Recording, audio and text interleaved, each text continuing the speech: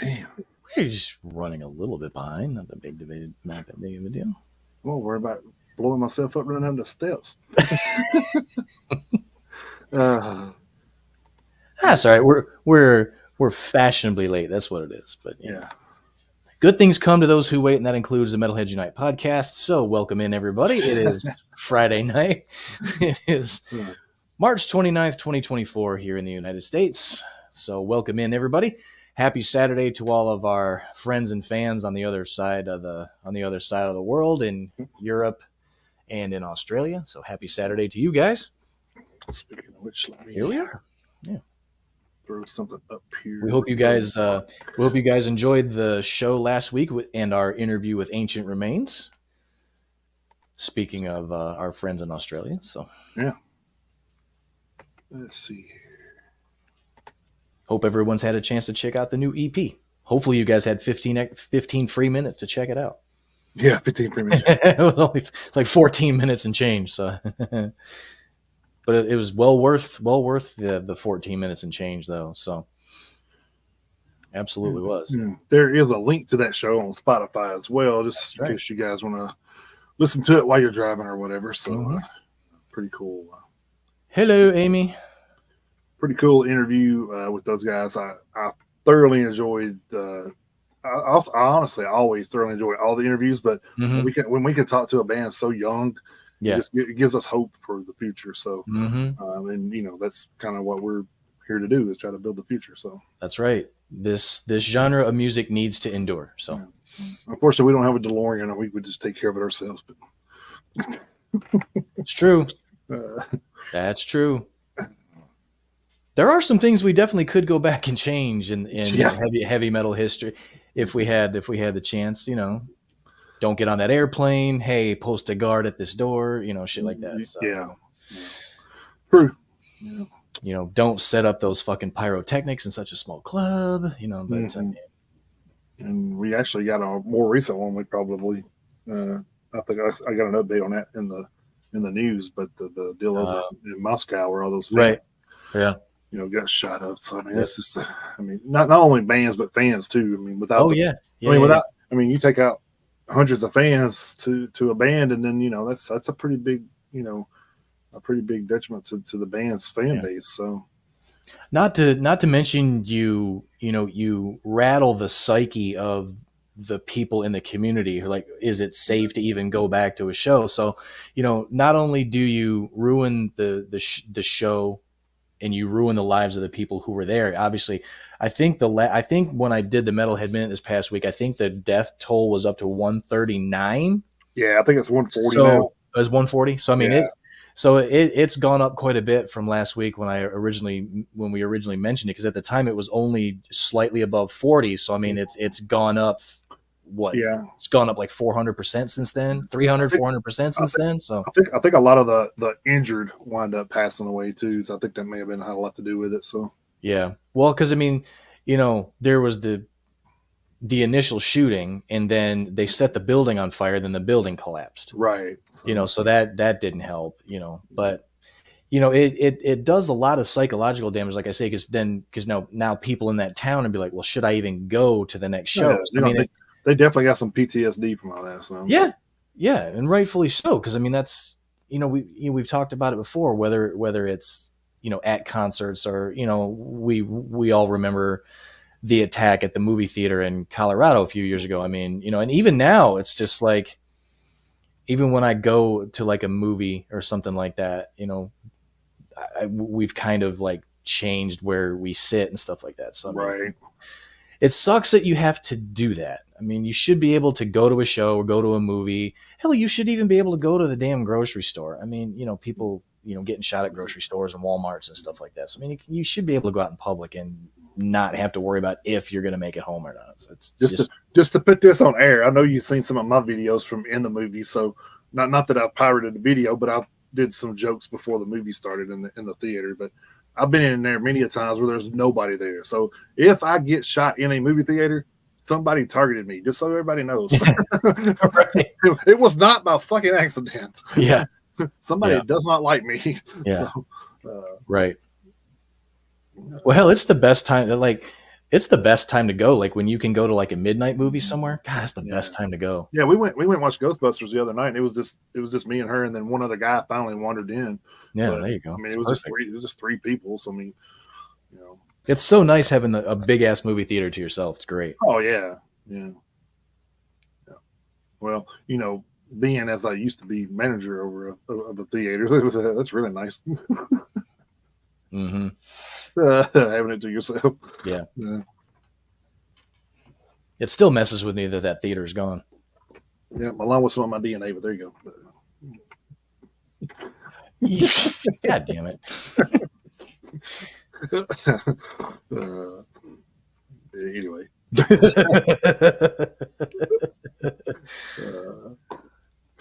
uh, I don't know. I think I said something about that to my wife at one point. I was just like, I said maybe we need to like back off on traveling a little. I just feel like I'm going to get like knocked on the door one day. If something happened at a hotel after we leave. Like, hey, we got your DNA out of this hotel room. Well, I imagine you fucking did. Like, hell, it's my anniversary, dude. Anniversary or birthday one. Oh yeah.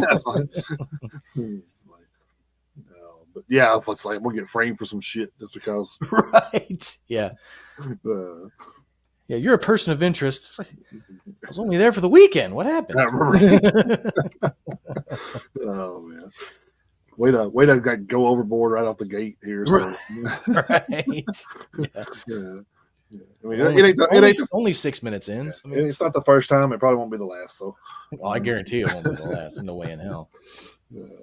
Hotels are nasty. VRBO is better. That is true. But, yeah.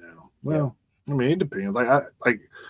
There's only certain ones I will stay in just because of that. Because I know, I've sit and watched like them do things like a certain way, or like if I'm at a place like a whole weekend and nobody ever knocks on my door or asks me if I need anything, I'm just like, yeah, I'm probably not going to come back here again. It's like it's like you should at least check and say, hey, do you need something, or yeah, But at least leave some fresh towels. Now I did. Now I have I've stayed at a couple of Staybridge, which is my favorite hotels to stay in. By the way, they actually were waiting on me to check out. The cleaning lady was waiting on me. It was like, oh, you have a good day, sir. I'm coming in.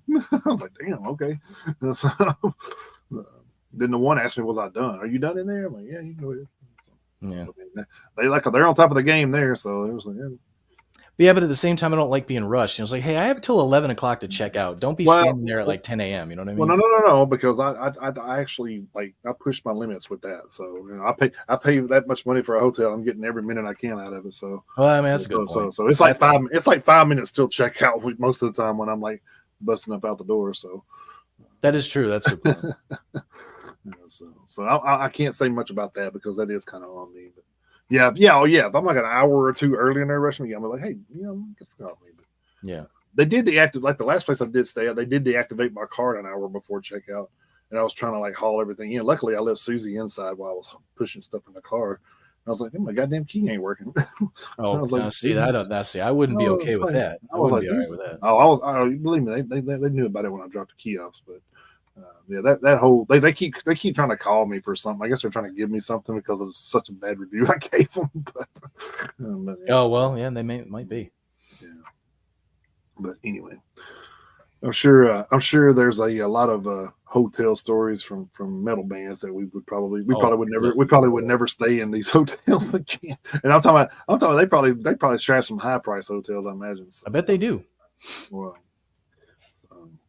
anyway, all right. I guess we will kick this thing off this week. We'll do through these birthdays, and then we'll do the little special thing that I wanted to do because the birthday thing's real short this week. So. Cool beans. I didn't even sit with this though. Why does this sound like? Maybe it don't need to be plugged in. Yeah. All right. So birthdays from where are we from? 23rd, I think. 23rd. Yeah. Because I only have like 4 dates because evidently wasn't nobody born this week. So. Nobody. Yeah, the world took the week off from creating children. Yeah, the metal industry, anyway. I mean, I'm sure there was other ones, but yeah. Yeah, mine kicks off on the 25th, so I didn't see anything for the 23rd or Oh, okay. 24th. All right.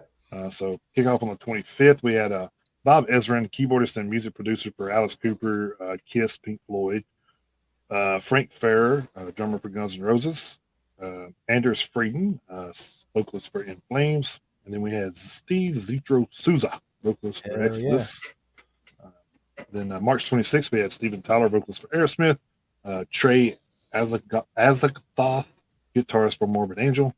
Then March 27th, we had Johnny April, bassist for Stained. And March 28th, we had Wanda Ortiz, bassist for the Iron Maidens. So that is all that I had. I don't know if you've seen anything that. I did see one other one. Okay. Attila Sihar from Mayhem. Okay. Cool. Yep. Yeah, it was kind of light this week. So yeah, it was lightweight, so which is fine. So, it happens sometimes. We can't have. I think everybody was born on the 21st and 22nd during this week. So yeah.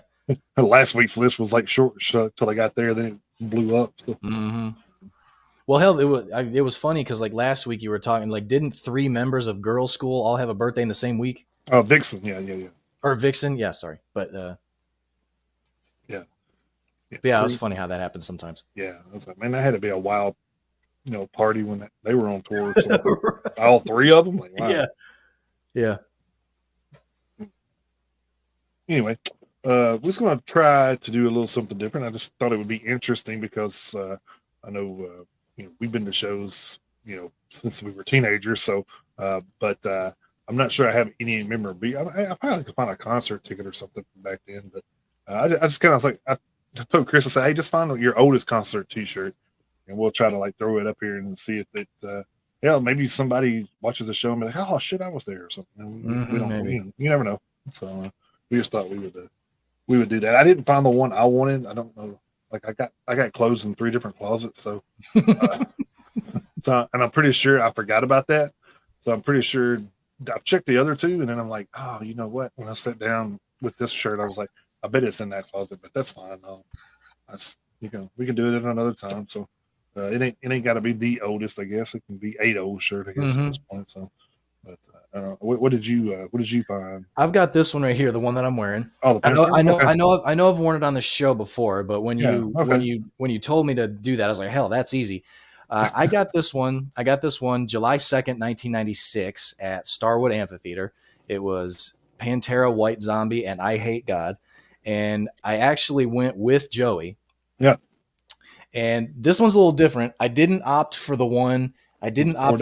This one's blank on the back. So, I mean, this one doesn't have the tour dates on the back because I just like the way it looked because, it's got it's got the big ass and then it's got the snakes behind it. So I actually opted for this shirt instead of the one with the tour dates. Now, when they came back the next year, after the Great Southern Trendkill came out, we did go back. I actually went with my brother. We went to the Great Southern Trendkill tour. I don't remember the exact lineup for that, but I did get a shirt. I got a shirt then too, but it had like the Jack Daniels label. Oh yeah. The 101 proof. 101 proof. I got that one. That one did have the tour dates on the back. So I was able to get one with the tour dates the next year, but this is the one. This is my oldest concert T-shirt. Like I say, even though it doesn't have the tour dates on the back, the funny thing about going to that show, like I say, I went with Joey, and the thing I remember is when we got done and we got back into town, we actually stopped at the Waffle House on the north side of town, and because we were hungry, of course, but we were both sitting there. We were both sitting there at the table like this. Because I couldn't hold my head up. My neck hurt so bad. We were both sitting there like this, and the waitress comes over. She goes, "You guys okay?" I went, "Nope." Not at all. Nope. And of course, you guys know me. I wasn't drunk, right? Anything. Don't drink, don't smoke or anything. So I just could not hold my head up. And the very next day, and I was working at the Herald at the time. I didn't go to work the next day because I could not hold my head up. And that show was actually the first time I'd actually ever smelled weed. I'd never smelled weed before until that show. Oh, okay. What year was that again? 1996. 96, yeah. Yep. Well. I actually had tickets to that show, and I think I was in a car wreck like 2 weeks before and banged my knee up real bad, so I couldn't. Yeah, I couldn't do any. I could barely walk. So Yeah. I had to wind up selling my tickets, which pisses me off now because I would have gotten to see original Pantera lineup. Right. Shit happens. So, So anyway, yet, but first off, fuck you for being able to still wear that shirt. believe it or not, I know like I say, I know I've worn this on the show maybe one other time.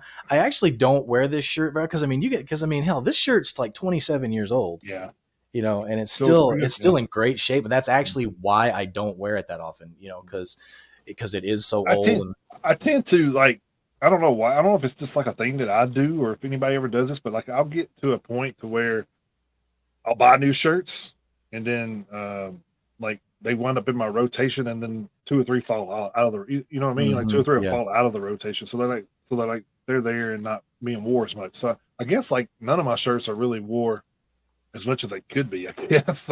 So uh, And Amy, I was that show. I was just barely 18. That was like the like mm, it was July 2nd of '96, so it was the day after mm, my 18th birthday. So I wasn't in my mid 20s, and I'm sure yeah, I'm sure some people are still probably surprised that I didn't smell weed until I was 18. But I also didn't.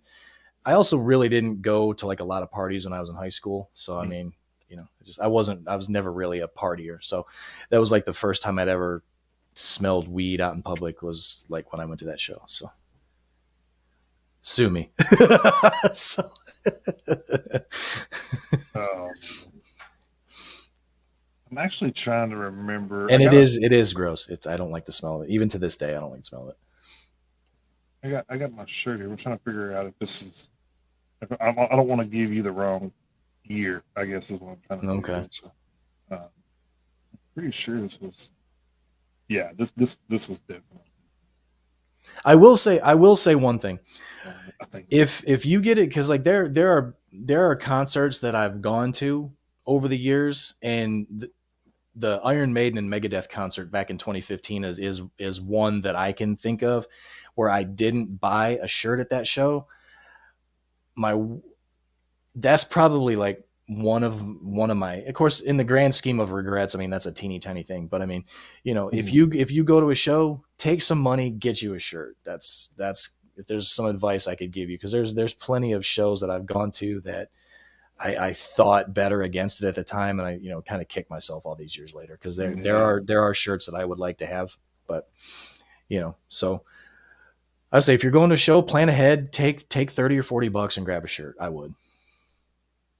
I mean, not only that, you could you could pick up a patch or Mm-hmm. whatever to make you remember. I still print my tickets out just to put them in our scrapbooks. I mean, it's Yeah. even though it's mostly digital, I still print them Yeah. just because. I had a bunch of ticket stubs, and I guarantee you I still have them somewhere. I have them somewhere. I just not 100% sure where, because I never threw away an actual physical ticket stub. So I have them somewhere. I'm just not 100% sure where. Yeah, I should look at this up to make sure. What are you trying to look up? The date of one of your concerts? Trying to make sure the year is correct. I know like kind of when it was. I was just trying to make sure. I don't want to like put out false info because What of was this. the lineup? I'm pretty sure this was. I'm pretty sure this is it right here. Oh, did you find it? Yeah, I think so. I think it was. Yeah, that's it. That's it. I remember. I remember the bands being there, but anyway, that's got the good old family values tour. Oh, there you go. All right. And this is from '06, so about 10 years after yours, but it does have all the Nice. stuff. This was Corn headlining it. Um, Nice. I know Deftones were there. I remember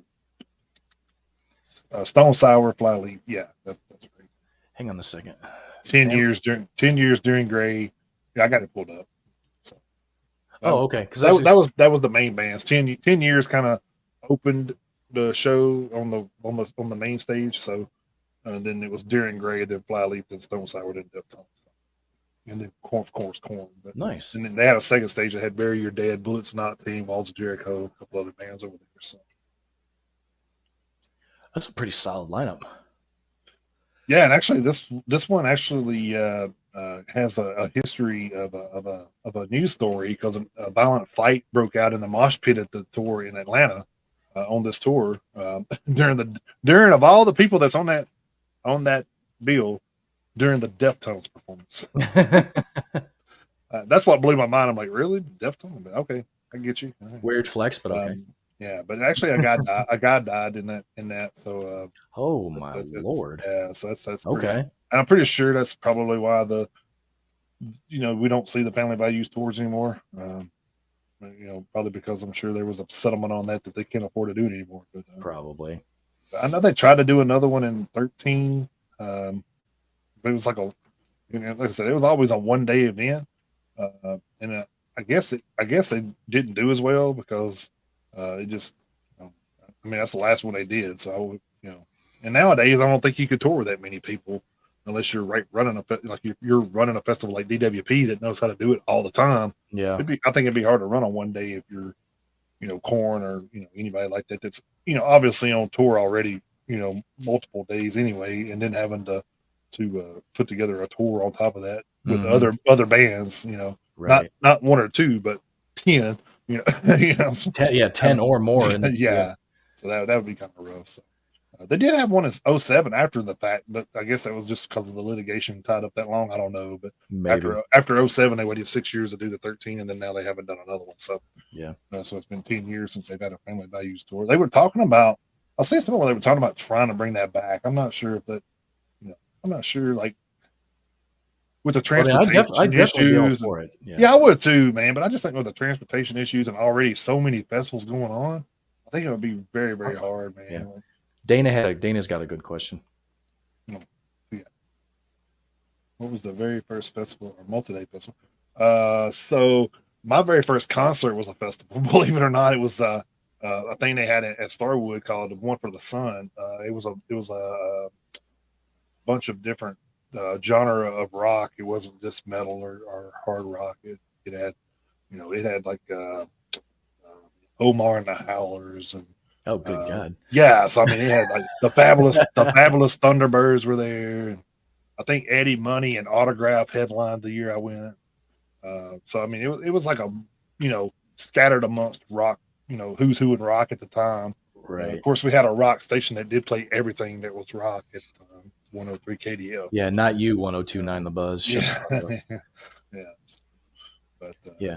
My first festival was was not odd was Ozfest of '99, and I have actually I have yet to go to a multi-day festival. I honestly at this point I don't freaking know if my body could take a multi-day festival. The first multi-day festival I went to was of course Louder Than Life. So. Well, actually, I think it went. Yeah. So no. I get back. It was Sonic Temple because I had tickets to Louder Than Life in 18. Yeah, in 18, and it flooded at the That's right at the old venue, and then for them having to cancel and everything, they offered us for 1 week. They opened it up to previous ticket holders to do Sonic Temple and that for the same price. Yeah, that's so what I it was was. like, shit, I'll do that for $400. I'll do two shows, two festivals for 400. Yeah, you sign me up. No, I do. I would like to go to Louder Than Life this year. Obviously, not the whole 4 days because I just wouldn't. Yeah, I think we're going to try to go on Slayer Day. So I just wouldn't have the money to go for all 4 days, and I wouldn't be able to take the time off. And like I said, I don't know if I've got I don't know if I have the stamina for 4 days anymore at my age. So, but I would still, like you, I would still really, really like to go to the show on Friday to see Slayer because I think that is just it's gonna be because I've only seen Slayer on Ozfest. So me too. 2004. I've never seen them in the first 1 day festival was the very first Lollapalooza. Yeah, Livestock in Florida. First 6 livestock. Oh damn. So was Livestock just mainly a hard rock heavy metal bill, or was that a mixed up rock and? I've heard of Livestock, but I don't really know. I don't really know much about it. I don't remember much about that one. But yeah, and Lollapalooza. Yeah, I know that. I know of Yeah, that one too. But I think that I'm was. I I know think that more. I was. know more about Lollapalooza than I know about the other Wasn't one. Lollapalooza a lot more along the lines of like Vans Warped Tour type though? I thought it was originally Okay, rock rock and heavy metal. metal. Okay, Okay, there you go. which I'm okay with that. Like, I mean, That's fine. hell, I'd even go and Fine. see. I'd even go and see a festival with say ZZ Top and Kill Switch Engage on. I don't give a shit. Because I mean that's kind of the music you grew up on, and it doesn't really Well, bother me as sure. bad. Right. Yeah, Yeah. I mean, my fandom started with like because my parents they listened to like Journey and right. Blondie, stuff like that. Maybe a little bit of early Bon Jovi and stuff like that. Mm-hmm. Like what else? The Police, the Cars, Roxy Music, stuff like that. So I mean, had a little bit of a like Alice Cooper, stuff like that. I had had a you know my fandom be was based in just classic rock and roll from my mom and dad's, and then of course you get older and it evolves from there. You start buying Right. your own music and stuff like that, and lo and behold, you're in your mid 40s and you have your own podcast. So that's how that Yeah. happens. Uh, yeah. So, but Dana, Yeah. I didn't realize Chris Oliva died at the festival. That's crazy. I did not realize it. Huh. Okay. I didn't know that either. Oh, Yeah. that's interesting. I mean, it's messed up, but I mean, I didn't know that. Yeah. Yeah. It's easy top and Kill Switch for both of those. Yeah. Thanks for bringing that up. Uh, yes. Yeah, my dad listened to Kiss. That's true. Yeah. Yeah. That's the thing is like I never was a big Kiss fan. Like I No, like not me either. I wasn't like I didn't hate them. I mean, I still don't hate them. I still listen. Like if Yeah. they came on, like I do have a couple of things on my playlist that I like of Kiss that come on, and I'm just like, Yeah, it's like oh, I it kind of reminisces you a little bit, yeah, Oh, same. okay. Yeah. Yeah, I do. I mean, I do have some Kiss songs that I like, but I've never actually gone out and bought any of their stuff. I mean, I'll be completely honest. Of course, and I've talked about how I feel about Uh, like Led Zeppelin on the show before. So I mean, it's just personal preference. yeah. I knew he got killed by a drunk driver. That's yeah. Okay, gotcha. Oh, he's leaving the show. Leaving Okay. the show. Yeah. Ah, man, that sucks. God, drunk drivers. Yeah, and a motherfucker probably still alive. That's the bad thing. The drunk driver is. Oh, the drunk driver lives more often than not because they're all they're Yeah, all all limp and they're shit. all limp from being just drunk off their mind. They don't, they don't tense up. So I mean, Yeah. Almost like the I don't know if you seen Ted 2? yeah, Yeah, where he's driving and yeah, yeah. Oh yeah. he winds up in the bar and said, "Oh, I think 20 minutes is up."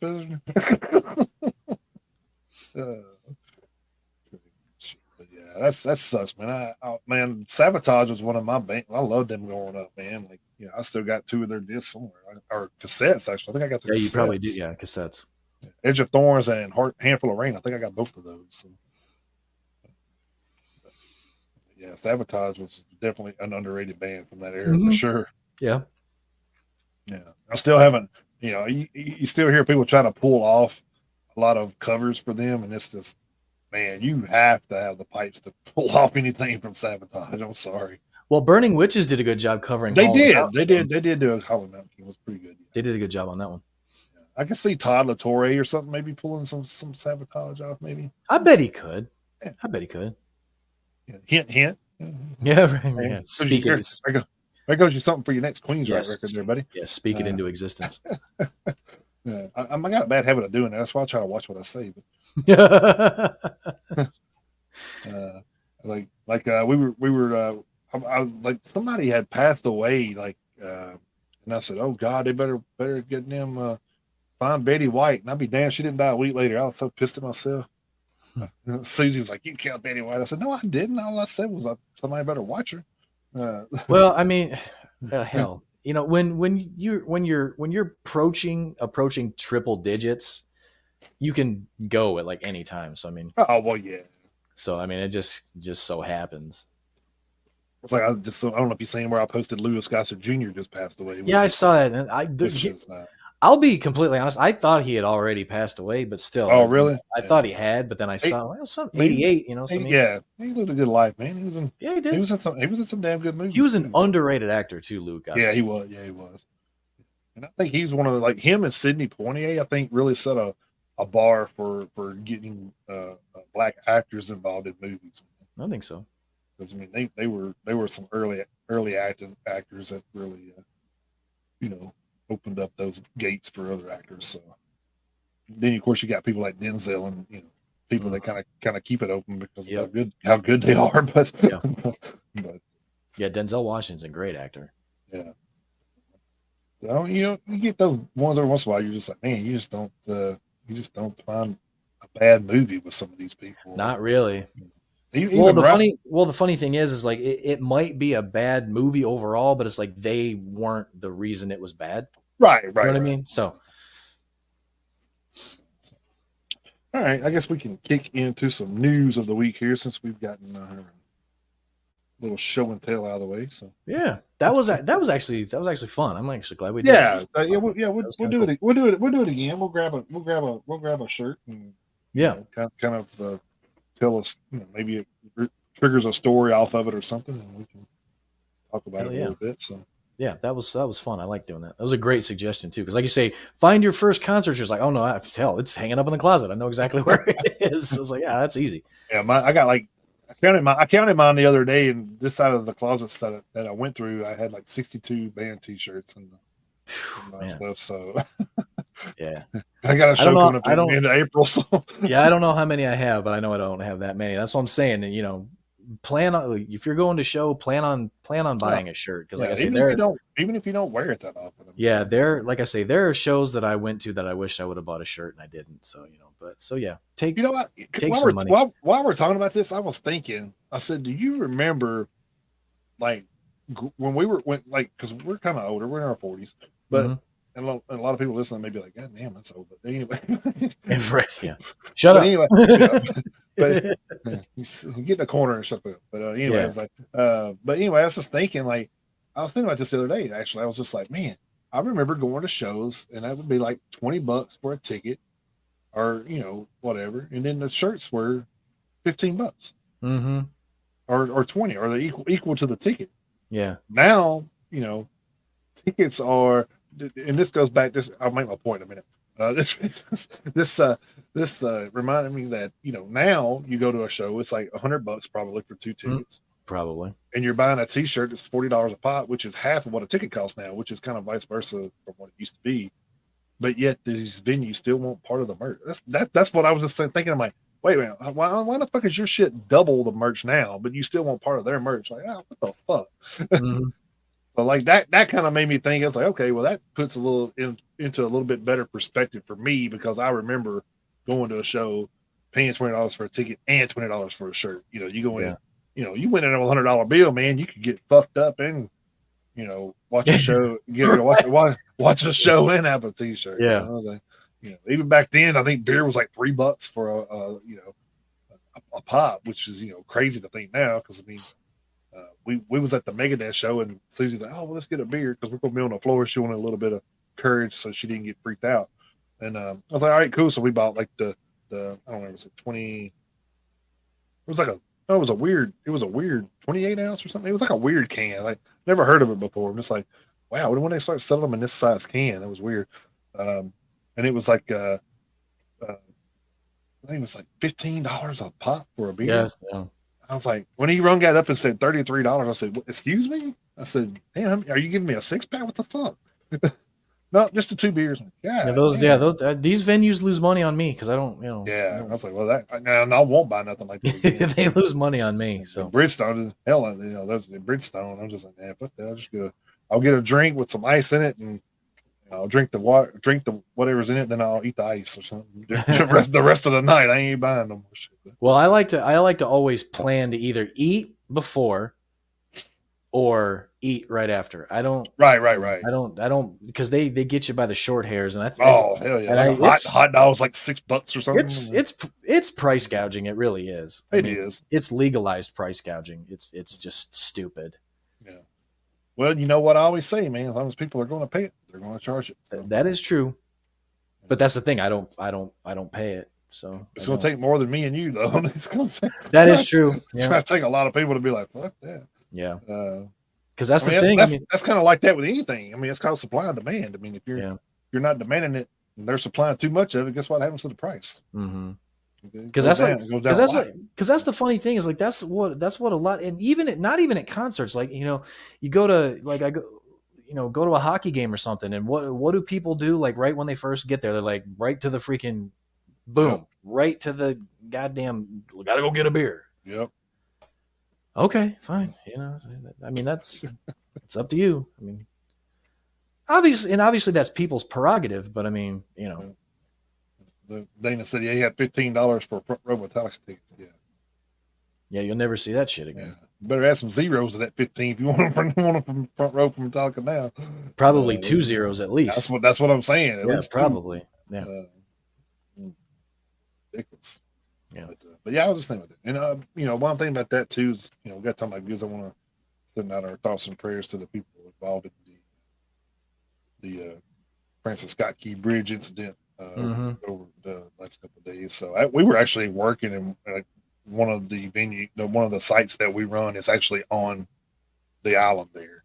And Oh, is it okay? yeah, and they were just like they actually heard the commotion, and it was reporting to us from over there, like, oh man, the bridge just collapsed. We were like, what bridge? I was like, what the fuck? So then, That was of course, all of us had to pull it up to, see the live news and all that stuff. yeah. I saw a video of it. It's crazy. Yeah, a lot of it don't make sense to me, but that's just me. They'll never, even if it was on purpose, nobody's ever going to admit to that. But Right. because we know that, what that does, it just starts wars when they admit stuff. Mm-hmm. Yeah. Like, and we're in enough of those already. So. Yeah. No shit. Anyway, we'll kick into the mental news of the week. There's a lot of it to cover. It looks like. Yep. Yeah, and unfortunately, we have to lead off with some more bad news. Over at blabbermouth.net, Steven Mironovich, aka Steve Irons, guitarist for cult '80s New York metal act Cities, died on March 23rd. He was 60 years old. Mironovich's passing was confirmed by former Cities singer Ronnie Angel, who described him as a quote truly a great guitarist and inspiration to many end quote. According to Miranovich's official obituary, quote, Steven is best known for his skills in being a talented guitarist, playing in numerous bands over the years, such as Cities, Dark, Black Past, and Circle of Thorns, just to name a few.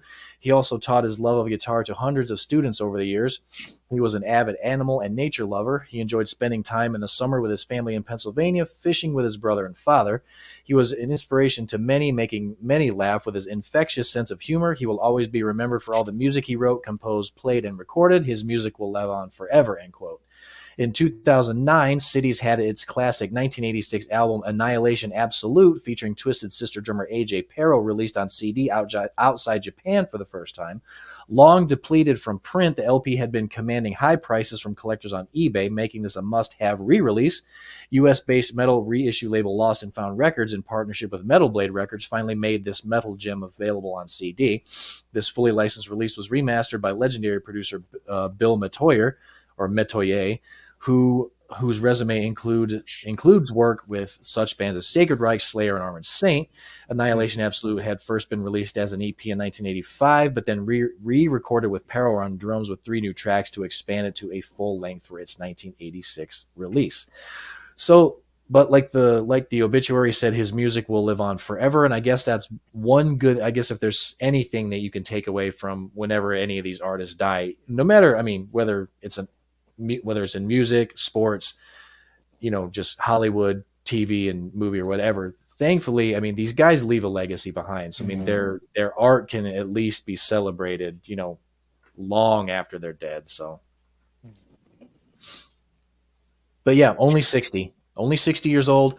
No cause of death has been released. That's great. I like. It's like I always see people's obituaries like that. And I'm just like, man, these people worked their whole life to get to the retirement point and then die right before they retire. Yep. Like, horrible that they never get to enjoy their what you call golden years, I guess. But none of us are guaranteed tomorrow. So, That's true. It comes with life. Yep. My first one over from Metal Hammer. A little bit of better news, but well, I guess bad news, better news. Kind of depends on how you look at it. But Hellstorm singer guitarist Lizzie Hale has announced that she will fill in vocals for glam metal veteran Skid Row following the exit of singer Eric Gronwall. The American musician made the announcement on March 27th via a social media post. Quote, I'm stepping in for a few days as the lead singer for Skid Row, Hale wrote. What an honor to call them my friends and a privilege to be sharing the stage with them. Eric, I wish you all the magic on your next adventure. Now, which leather pants do I wear? End quote. I don't think anybody would complain about any of them, Lizzie, but go ahead. Um, Hell will front Skid Row during their next 4 concerts. The first of which takes place at Walker's Bluff Casino Resort in Cartersville, Illinois, on May 17th. Skid Row, who were originally and most famously fronted by Sebastian Bach from their formation from 87 through 1996, hired Grunwald in 22 as the replacement for their former Dragon Force frontman ZP Tharp. As Grunwald explains in a news statement, he joined Skid Row 6 months after finishing treatments for leukemia, and he cites his health as the primary reason for him parting with the band. Grunwald wrote, quote, I got the opportunity to join this incredible band 6 months after my treatment against leukemia, and 1 month after that, I was on a world tour with Skid fucking Row. Wow, it was a dream come true. However, it proved challenging touring the world with an impaired immune system, which is a result of my bone marrow transplant. I respect and understand that Skid Row is a touring band, but since I can't prioritize my health being in the band, I have decided that it's better for me to step down. I love Skid Row. I have nothing but respect for the guys in the band, but I love and respect my health more. I'm getting stronger and healthier every day, but after consulting my doctor, I need to allow myself more time to recover, which I can't do as the lead singer of Skid Row. That's why I have reached this tough decision to move on. I want to thank the guys for this incredible opportunity, and I want to thank all of the Skid Row fans who accepted me as the lead singer of this iconic band. But health's first. So I agree. That is the you're most important thing. you can't perform at all if you're not here. So, Right. Yeah. So you don't want to. And if you're not, and if you're, And he's not lying. If you know anything about leukemia, it does compromise your immune system. And if there's any wrestling fans out there, that is one of the reasons you don't see Roman Reigns on TV every week. By the way, it's everybody bitches about that, but don't know what they're talking about. But it's definitely a disease you can't do too much. Um, you know, and compromise yourself because it kind of sneaks back in. So, mm-hmm. But hopefully, hopefully Eric stays in remission and can move on with whatever he right. decides to do. And maybe there's an opening, a couple of years down the road when he feels like he's up to it and he can do stuff like that. But Yeah.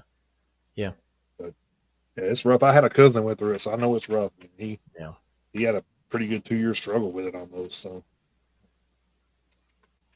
But yeah, health is the most important thing. So yeah, I mean the fact that you got to make those choices sometimes Yeah. I mean, because it said applicable, so I mean they are Mhm. amicable. So they both, Yeah. knew kind of what was going on, and I'm sure they Right. knew it was kind of a gamble Possibility. Yeah. bringing him on. But I mean, he was probably the best fit for the job, and I think he was probably one of the better vocalists since Sebastian. So Yeah. And Dana just made a comment about how many how many vocalists have been in the band.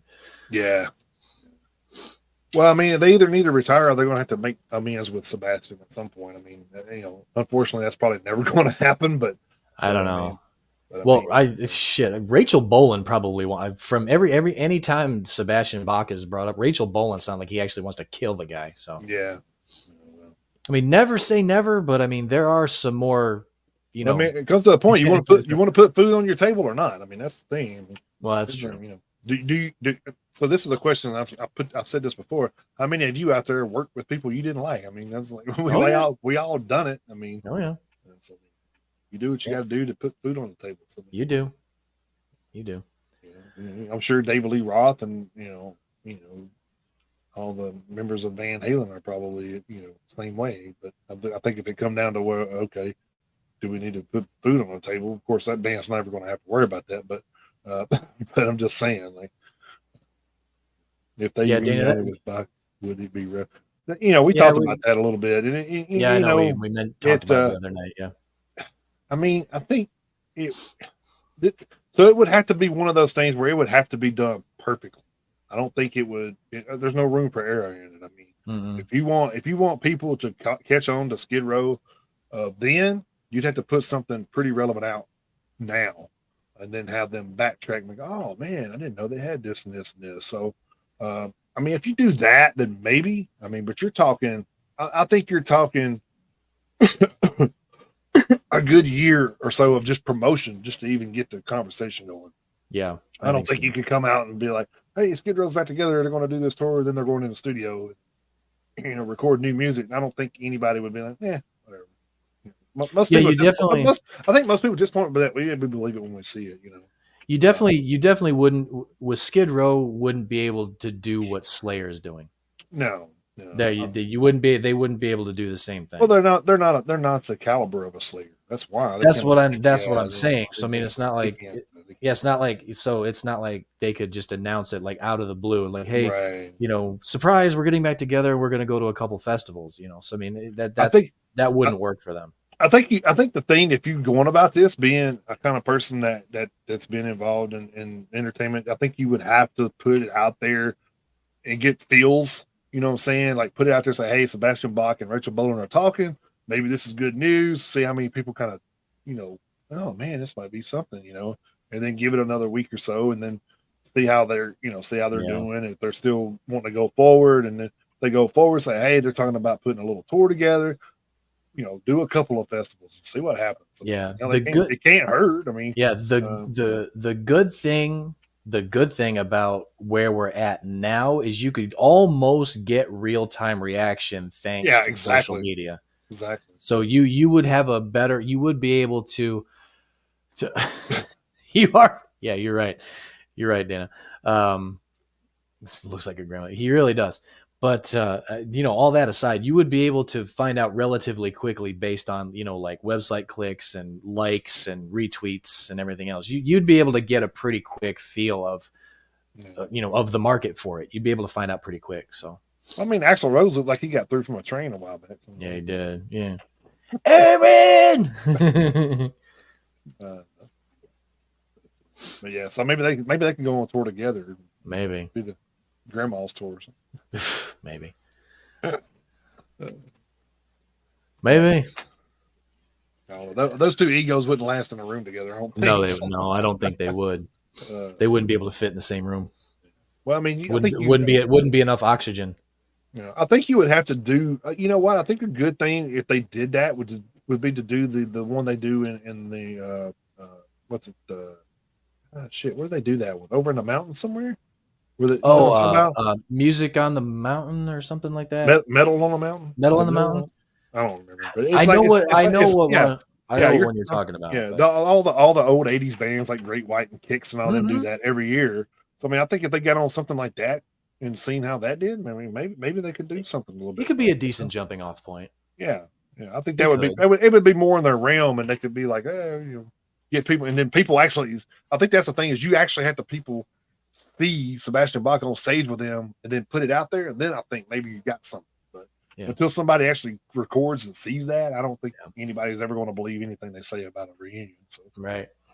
which Especially. we're not saying there is one. We're just saying what the possibilities could be. And, Yeah. from what we're talking about, it's probably not very good. So No. Because that's the thing is like Sebastian's all for it, but the rest of the guys in the band have basically just said that guy they really are not interested. Well, I mean, Sebastian's got recordings from from back when he was still there that he can't release because Right. they were playing instruments on it, so they could be like, no, you motherfucker can't put that out. So Right. Yeah. you got 4 against 1, you can't really do much. Mm-hmm. Yep. And I think that would be a good point. Starting off point 2 is like get back together, do that little tour, put that out, see how that does on downloads, and I mean, see if you got something. Mm-hmm. If not, I mean, I think so. what you wasted a year? Yeah, fuck, you're going to waste that any goddamn way. So Yeah. But what do I know? I'm not a booker, so Right. Yeah. So it's gonna be that's one of those things where it's like I'm not gonna hold my breath because can't hold my breath right. that long, so Yeah. Well, I mean, that's what I'm saying. Until somebody records them on stage, nobody would believe it anyway. mm-hmm. Even if everybody was saying they were going to do it, yeah, people would be like, "Yeah, I'll see it when I believe it when I see it." I mean, that's the thing. once you record that first show, like, oh man, they're over Battle of the Mountains. Oh shit, maybe it's true, you know. Yeah. Of course, if you play that show too, you're good. Your target audience is going to be, Well, yeah, more or less the age range that we're in, who remember their heyday. So, yep, exactly. Yeah. all right, moving over to the PRP for the next couple. Outline and Color are seeking any financial help you can muster after their touring van caught fire while returning home from some shows yesterday, March 26th. No one was hurt in the incident. Local news outlet KOCO5 reported on the matter, which took place near Oklahoma City. A GoFundMe has been launched on behalf of the post-hardcore band, who commented on March 27th of the blaze. Quote, "Hey everyone, early yesterday we were driving home from a couple performances in California and Nevada about 2:30 a.m. and about 2 hours from home we detected a burning smell. When we checked the window, we realized the passenger rear tire was on fire. Quickly we pulled over and funneled out into the 32-degree weather, some of us without shoes and jackets. Within seconds the flames took off, and in no more than 10 minutes the van had completely become engulfed in flames. By the time the fire department arrived, there was no more van to save. Somehow the trailer was barely hit, and it appears that our gear has survived. However, we have all individually lost a lot of personal property. Electronics, clothes, backpacks, shoes, jackets, bedding, etc., was all completely destroyed in the fire. Additionally, all of our merch and bags are permeated with smoke. The merch is likely not sellable. This has been a pretty tough pill to swallow, with some of our biggest touring opportunities to date on the immediate horizon. Many of you have reached out and asked how to help, and also suggested we make a GoFundMe, so we have done just that. Any help, whether it be in donations, spreading the word, or a kind comment, is very much appreciated. We aren't 100% sure how we are going to rectify the situation, but we are determined to not miss any dates booked this year if it is at all possible," end quote. And then there's an inset from their X account. "We are lucky to be alive. A lot of you have asked how you can help, so we've launched a GoFundMe. Any help is wholly and humbly appreciated. If you can't donate, you can still help by sharing this post. Thank you, everyone, for your kind words." And in case you are wondering, the aforementioned GoFundMe is currently at $7,955 raised of their $10,000 goal. So they are approximately 80% of the way there. So, I mean, they're off to a good start. Let's see, when was this started? What the hell? I can't remember. When does it say this was started? Oh, created 3 days ago. So 3 days in, they're already at approximately $8,000. So they're off to a good start. So hopefully they can recoup what was lost or damaged. So off to a good start. So you take your merch, you wash it, you dry it, you sell it as pre-washed at cost. There you go. It's better than nothing. Next. Better than nothing. But thankfully everybody is okay. So yeah, that's the main thing. That is the main thing. Could have been a lot worse than what it was. So. Yes. Funny thing is, I remember one year we were driving up to Michigan, and we were driving in the old Suburban we had, and we were on I-75 just south of Toledo, and there's a spot where 75 and US 23 separate, and US 23 goes up into Ann Arbor. And I remember we were almost to that interchange, and my dad pulled the truck over, and he was like, because there were people who were driving by us, they were like pointing at us. They were like, "You're kind of need to look at that." So my dad pulled the truck over, and he got out, and the rear end had caught on fire. What the hell? Yeah, something happened to one of the bearings in the rear end. I'd have to ask him, but something happened, and the rear end housing had caught on fire. So we somehow managed to limp the truck all the way from, like I say, just south of Toledo into Ann Arbor, and we took it to a GM dealership who got it fixed while we were there. So yeah, thankfully we were able to discover the issue before the whole truck caught on fire. And no, Amy, it was that old Suburban that we had. We were all driving up to Michigan together. His pickup truck, he still got that damn thing. So yeah, but it was probably, like you say, it was in the rear. It was probably in the differential too. So. It was in the differential. Oh well, yeah, that fluid is very flammable. So. Yeah, so something, I can't remember if like a blew a bearing or something. I can't remember exactly what happened. Probably sparked in there. And then, yeah, but yeah, the differential had caught on fire. So he was, like I say, we somehow got it out and limped it all the way up into Ann Arbor somehow. I'm surprised we didn't end up having to have it towed, but we did just manage to get it to Ann Arbor and get it fixed while we were there visiting. So That's wow. new Suburbans are ugly. Yeah, they kind of are. I don't really care for the front ends. All right, my next one is over from Metal Hammer. Staying with Metal Hammer. A new update to the horror video game Dead by Daylight, in which groups of players are hunted by grotesque serial killers, is letting you dress the game's baddies as up like members of Slipknot. Masks based on those worn by the Iowa new metal band's 8 official members, including their as yet unnamed keyboardists, are now available in the game. 7 of the masked vocalist Corey Taylor's, percussionist Sean Crahans, Michael Pfaff's, Jim Root, and Mick Thompson's, and V Man's and the Nameless keyboards can be paired with other custom options for the killers. The 8th, DJ Sid Wilson's, is a full body outfit for already masked villain the Legion. Kirby Taylor, product manager on Dead by Daylight, comments, quote, getting to bring Slipknot's iconic mask to life in Dead by Daylight was incredibly rewarding. Each mask carries a striking, distinct design, so a lot of creative explorations were focused around finding which killer was the perfect pairing. Unsurprisingly, they felt right at home in the world of Dead by Daylight. We're excited to see what outfit combinations players will come up with, since most of these can be mixed with existing and future cosmetics. Well, pretty interesting. My son actually plays that game. I don't know if I've told him about this yet, but I'm sure once I do, he'd probably be on there getting that. So, well, actually, they already can be. They've got 9 members. So I mean, so yeah, that's pretty funny. Yeah, they got 9. They got 9 guys. They could field a baseball team. That's crazy. I mean, who's going to play them though? Mushroom Head. Well, be close. Yeah, it would be close. Yeah, it would actually. All right, staying over at the PRP for my next one, we got another fire to talk about. Yannick St. Amand, former guitarist sampler for Canadian deathcore outfit Despised Icon, recently lost his home and all of his belongings in a fire. St. Amand, who is a noted producer and touring professional in his own right, is seeking any financial help you can offer via this GoFundMe to get his family and 4 children back on their feet. The blaze, which happened the night of March 20th, also claimed St. Amand's home recording studio and gear. Despised Icon commented on March 28th, quote, "Last week, our beloved Yannick St. Amand, his wife and 4 children suffered a great tragedy, losing their entire house and all of their belongings in a devastating fire. Yannick is literally the 7th member of our band. He's our original guitar player. He has produced all of our albums, plus he's our sound man when we play live, and has done sound on every one of our live shows since our comeback in 2016. He is praised by many after every show for the quality of his work. Even though Yannick and his family have insurance, there are a lot of things that aren't covered, like all of his music and sound equipment, i.e. how he makes his living.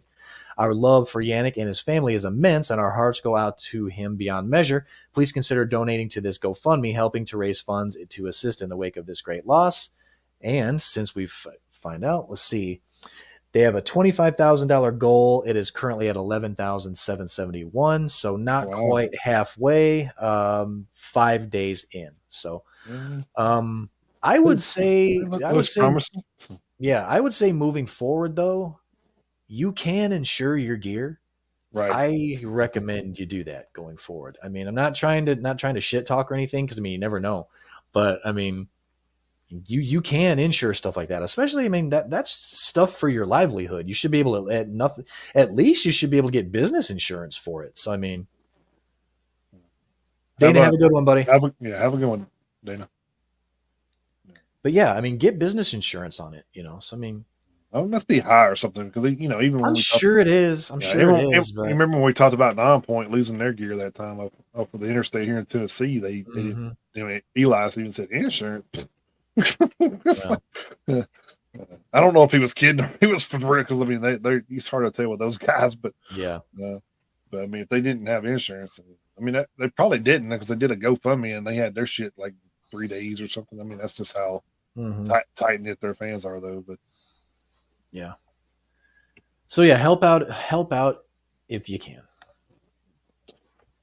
All right, my next one is over from Metal Injection. This one's kind of interesting. It probably be a little talking point afterwards. So, in a recent interview with the metal voice accepts Mark Tornillo shed light on the enduring challenges the band is facing when touring North America.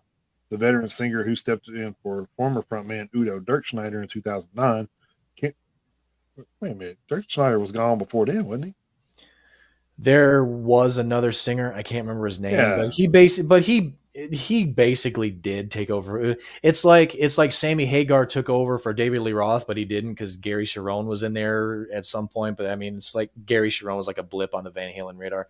So it's kind of the same thing. There was another Right. singer in there, but I think he was. I thought Gary was after Sammy. I don't remember, I but think he was. I don't remember, but Anyway, anyway, but they candidly discussed the hurdles faced by the iconic German heavy metal band, especially in recent years. One striking observation from Tornillo was his sentiment that the United States may no longer be the metal stronghold it once was. While Accept experiences no difficulty filling venues in South America and Europe, the American market presents unique obstacles. Quote, it's always been difficult to tour North America. It's mostly promoters and the fact that we need to play at least a big enough crowd room to where we're getting going to make some money. Sorry, but it's going to have to be have to, it's going to have the turnout to do it.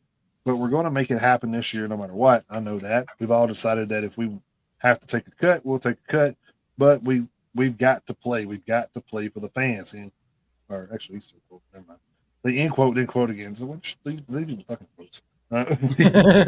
We have no trouble selling tickets in South America, no trouble selling tickets in Europe or else. I think it's just the United States is just not metal territory anymore. I don't know why, Tornillo added.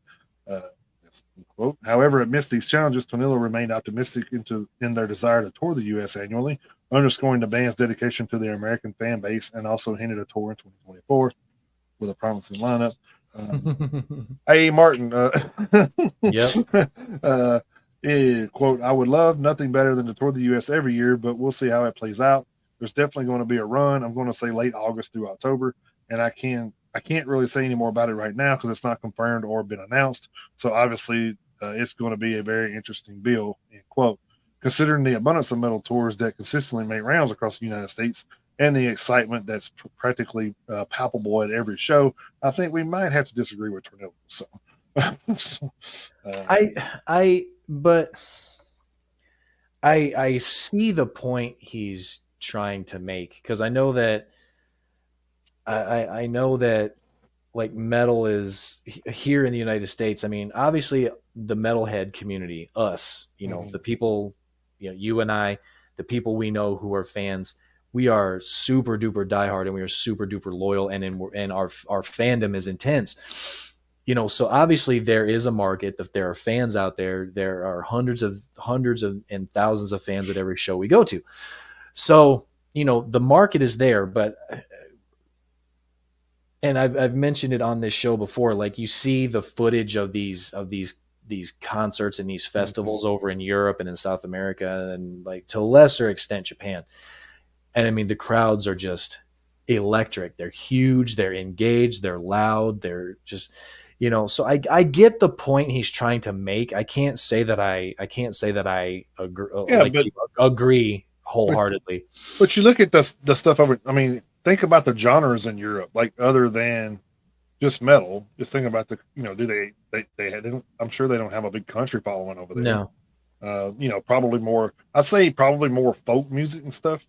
Mhm. If it's not rock over there, um, maybe some hip hop. I don't know. I do know I've seen some hip hop stuff from over there. I'm not sure how big it is, but because I don't listen to it, so I don't you Right. follow. So, Sure. uh, but yeah, I mean, I think that may be a bigger point too, because you've got bigger population here, but you have more music More choices. Yeah. yeah, you got more choices. Yeah, So, the market, the music as a whole, just talking about music. I mean, the market is flooded here, so it's kind of hard to find your place in the market. mhm. And hip hop rules the world here. Hip hop is the number one musical genre here. But I mean, metal still definitely has its place. Does it? Actually, Is it? I just seen a study about that. I mean, Rock is it? rock music's 40% or something here. Yeah. Yeah. So I mean, I think it's like the majority of like music here. Well, I mean, if you're including heavy metal in with rock and roll, then maybe I can Well, see it. I mean, I if mean, you're they are because they're just so saying yeah, like but they're just saying rock, hip hop, R&B, yeah, country, because I mean, if you're because I think it went rock, hip hop, and country, and I think it was I mean I mean, those are the country and hip hop was four like 4 difference or 4% difference or something. yeah, because those are definitely the three biggest genres Yeah, in I mean, this country. But like if you start breaking it down, rock and roll, heavy metal, stuff like that, it probably gets a little more, a little more clear cut. yeah, But so I mean, I do get the point he's trying to make, and also, if from a touring aspect, there's more area to cover over here. right, It's hard to right. go from New York to LA and like all Oh places. well, yeah. I It's mean, like so I mean, it's you harder to do. can go from boom to boom to boom in Europe because it's not as Yeah, not as the mass isn't there, right. land mass isn't there. Yeah. There's a like a Facebook page that I follow, and it's about the state of Michigan in general. And I saw something the other day that says that you can drive from one point in Michigan to, and I can't remember like the two cities, but it's basically a 14-hour drive, and you can never leave the state of Michigan. You go over to Europe and you drive 14 hours, you can get to five different countries. Yeah, that's a big difference. So That's crazy. yeah, and Texas is even worse.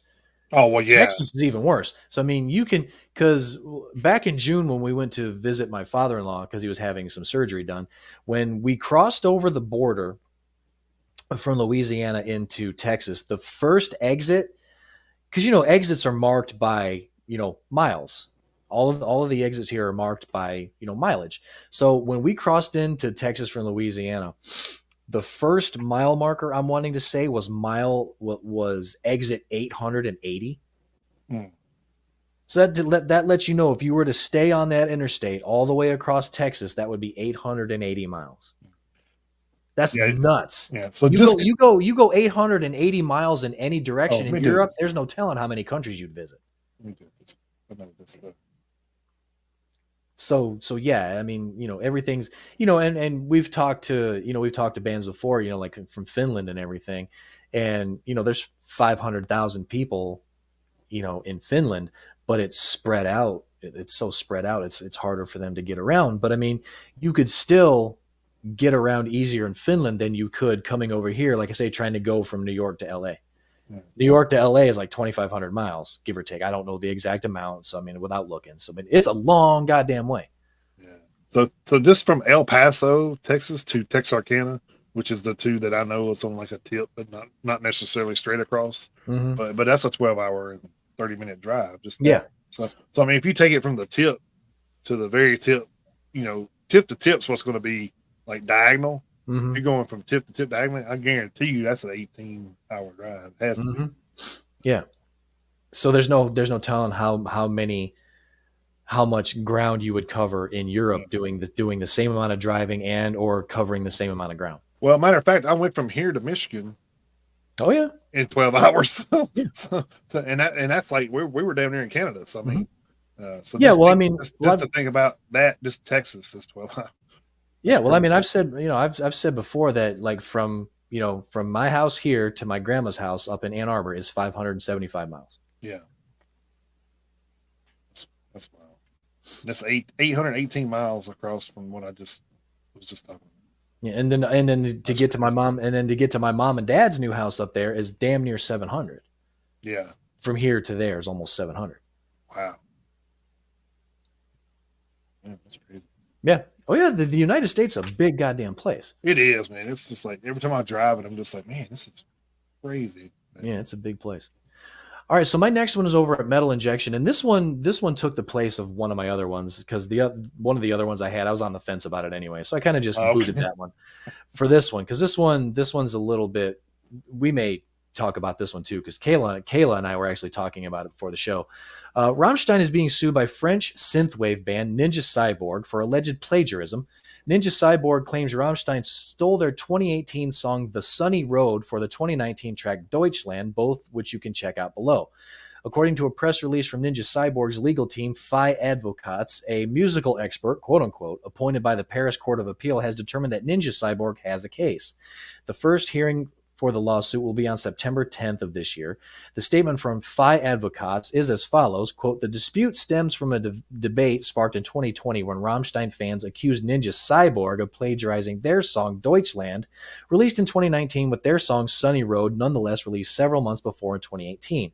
3 years later, the Paris Court of Appeal appointed musical expert has concluded that, on the contrary, Rammstein deliberately borrowed the riff and other melodic elements of Sunny Road in Deutschland, and that no mere coincidence is possible given the too many similarities, concluding that Rammstein has without a doubt committed plagiarism. These conclusions were delivered on October 9th, 2023 by the expert. Wrongly accused of plagiarism, the members of Ninja Cyborg, supported by their publisher Music Unit, can now rely on this expertise and the fact that the similarities are indeed the result of voluntary borrowing to assert their rights before the intellectual property chamber of the Paris Judicial Court, end quote.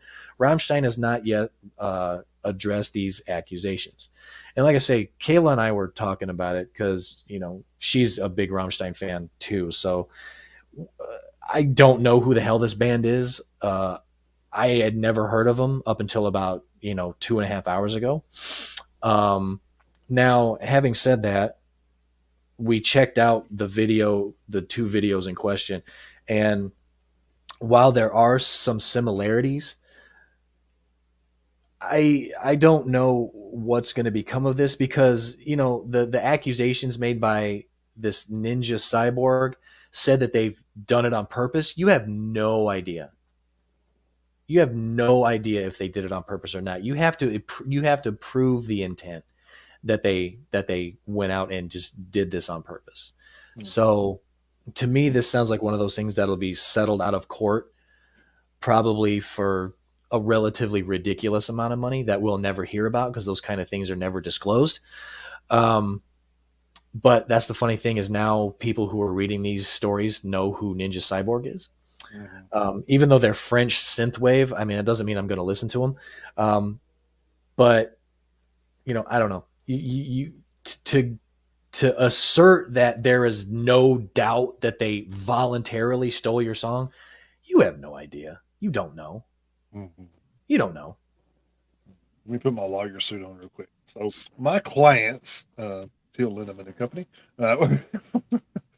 were in studio when the other band released their song. So how was they supposed to even fucking know about that song? I'm sure their radio is on like 24/7 while they're recording. Shut the fuck up. Especially if it's only months between them. There's no fucking way they knew.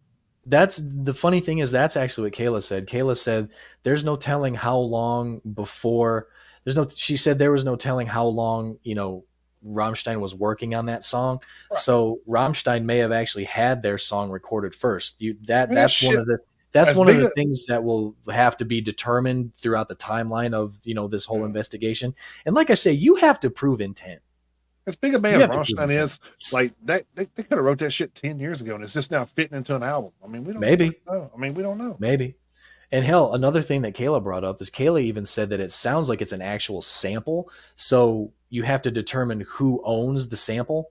Right. If it's this Ninja Cyborg, okay, fine. You created the sample. If you didn't create the sample, did you get permission from the originator? Right. So now the originator's got two people he can sue. Right. So you have to find if it was indeed a sample, where did it come from? And if it came from a third party not involved with these two bands, did Ninja Cyborg get permission? If they did, fine. If Rammstein got permission to use the same sample, case closed. No, there's no plagiarism. So this is the thing. Whether it is or isn't, and whether they win or lose, guess what? You know who they are now. That's what Kayla said. Kayla said they're probably just doing it for clout. And I was like, yeah, you're probably right. I think it's bullshit. Yeah. Because like I say, 2.5 hours ago, I had no idea who Ninja Yeah, Cyborg because was. if you think about it, the cost of what they're probably going to have to go through with that is probably more than what they would pay for an advertisement, or less than what they would pay for advertising somewhere. Mm-hmm. So I mean, they just So got now free. They just got free advertising. they're piggybacking off of a much larger and Mm-hmm. more popular artist Yeah, to get their name out there. exactly. That's just like if we started a band and called it Roses and Guns. I mean, yeah, Yep. people would be like, "Who the fuck are these guys? They copied you." I said, "No, I'm Yeah, dyslexic, it's backwards. but Yeah, it's yeah, backwards. I mean, I'm dyslexic, but damn, I mean, Yeah, it's backwards. So yeah, we'll that's see. Like I say, the it goes to court in September, so we'll see. I honestly, we're at the very end of March, just about to go into April, and mm-hmm. September is 6 months away, a little more than. I'll be surprised if it makes it all the way to court. Nah, I don't think I'd it be does. surprised. I don't. I think he gets thrown out at some point. Some judge is going to be like, you know what? Yeah. Maybe they can get some of the judges over here that like throwing shit out of court. So. Mm-hmm. Well, of course, the French court is going to side with a French synthwave act. But yep, right. yep, it exactly sounds like the other Yeah. song. So yes, Them German you bastards. yeah, you absolutely have a case. Say the You, French, say the French courts to the French band. Yeah, you absolutely have a case. Of course you do. yeah. Yeah, yeah. He pulls a glove off in the courtroom and slaps, Yeah. Till in the face with it. I Challenge challenge you to you. a duel, you Uh, scoundrel. Oh, scoundrel. and then Till goes, "I challenge you to a duel. See what you can write, bitch." Yeah. Uh, anyway, my last one is over from Blabbermouth. Chris Dalston, who serves as co-head of international touring at CAA, spoke to Polestar about the wild success of ticket sales for AC/DC's upcoming Power Up tour, which launches in Germany in May. Regarding how he approached the band's first tour in 2016, Chris said, quote, "There was a lot of thought that went into it because we had to work around the Olympic Games in France and the European Football Championships in Germany. Now, as agents, we have to think about a lot of things that we didn't have to think about many years ago, like weather. One of the reasons the tour starts in Germany was because we had to find somewhere to rehearse for a week, and then it goes immediately into Italy and Spain because we believed it. If it gets to July and August, it's going to be way too hot and dangerous for the fans to be uh, watching a band outdoors. I was in Europe last summer in Seville, and we had to delay shows until 11:30 at night because it was still like 100 degrees outside, Ugh. and yeah, and then we have to be very careful of Brian Johnson's voice, that we don't push it and that he feels comfortable in the schedule. Then you have to make sure the finances work. End quote. Of course, that's a big thing. Mm-hmm. On the topic of the ticket sales for ACD's 2024 tour, Chris said, quote, "We believed it was going to be one of the biggest tours ever, but you just never know until you put tickets on sale. It's like Christmas the night before you went before when they go on sale. You can't sleep. You're nervous. I woke up at 2:30 or 3 in the morning, and Europe had already opened, and we'd sold out some of the shows already. They actually sold 1.5 million tickets in one day. It's staggering and gives you great faith because that they're very particular in how they conduct their business.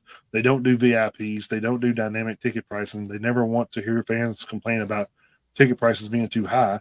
There's also a point where we have to push it a little bit because otherwise they couldn't afford to tour, especially when they're playing 1 day on, 3 days off. Obviously, the goal is to hopefully have them continue if they enjoy it, work, and it works well, to keep them out in 25, 26, 27, however long they want to go.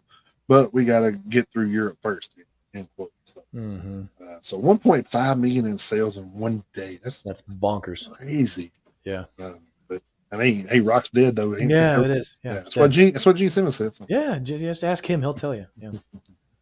Ridiculous.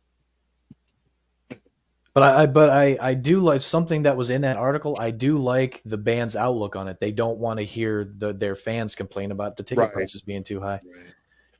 What a novel concept, being cognizant of your fans and their wallets. Imagine that. Well, I mean, that's why a lot of the bands book some of the places. Like, don't get me wrong. I think bands like Parkway Drive or something could do better than Marathon or Basement East or somewhere like that. But they didn't want to because they knew if they went to a bigger venue is going to cost fans more money. So it Mhm. costs them more money, obviously. I mean, but Yeah. but yeah, I mean, the bigger venues in Nashville, we know Bridgestone's one of the bigger ones that just, I mean, it's just ridiculous. If you look at ticket prices, you can look at the same tour, go to the convention center in Birmingham, and the Bridgestone here, and the tickets would be $100 difference. Yeah. If you buy two tickets, which is stupid. Mhm. Same seating arrangement and everything. Like I've looked it up and doing the data on that, and I was just like, wow, this is stupid. Yeah. And it makes you think, yeah, you're gouging people because of where you're at. You know, Yeah. yeah.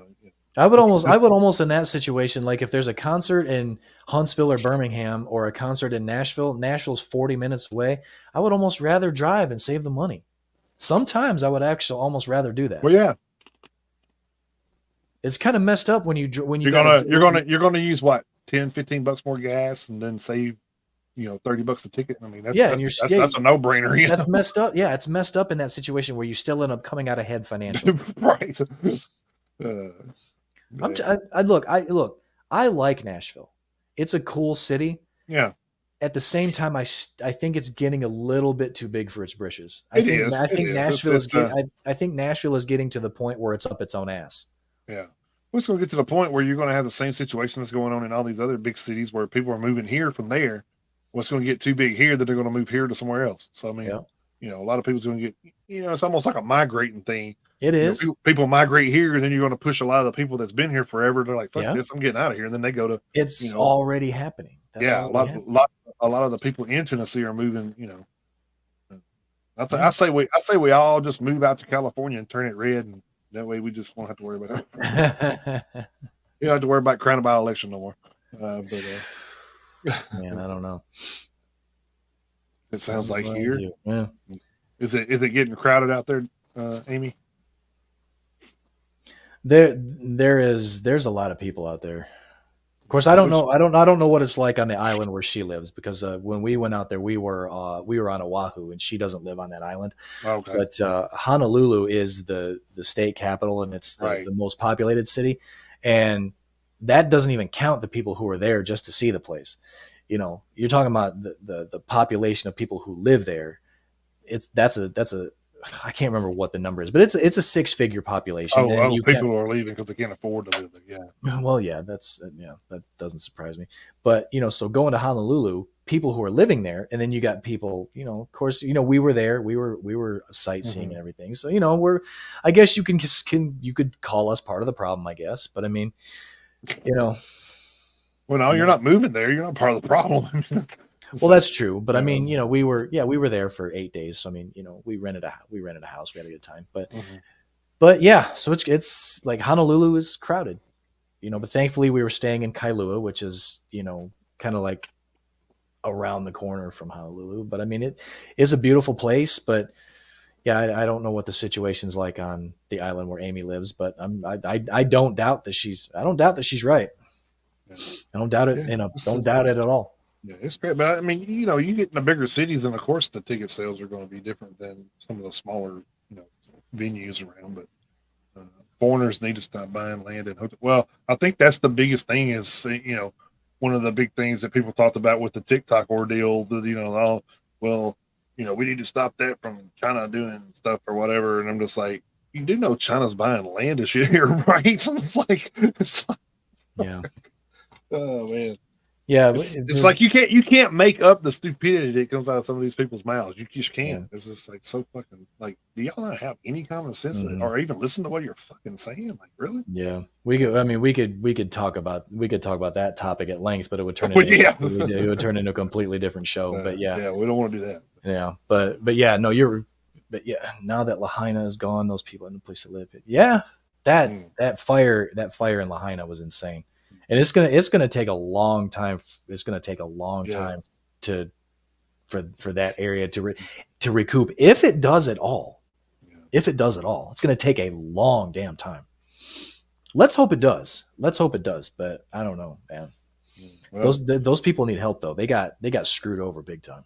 Well, they're still getting screwed over. I mean, yeah, they did. There's like I said, it's going to turn into a different show if I get going. But but I mean, but she brought it up. So I mean, you brought that up, and it's you're talking about a tragedy that happened there, and you're trying to give people $800 fucking, which is a fucking slap in the face. Mm-hmm. But yet you're willing to you're willing as a government to rebuild a bridge that just got tore down 3 days ago.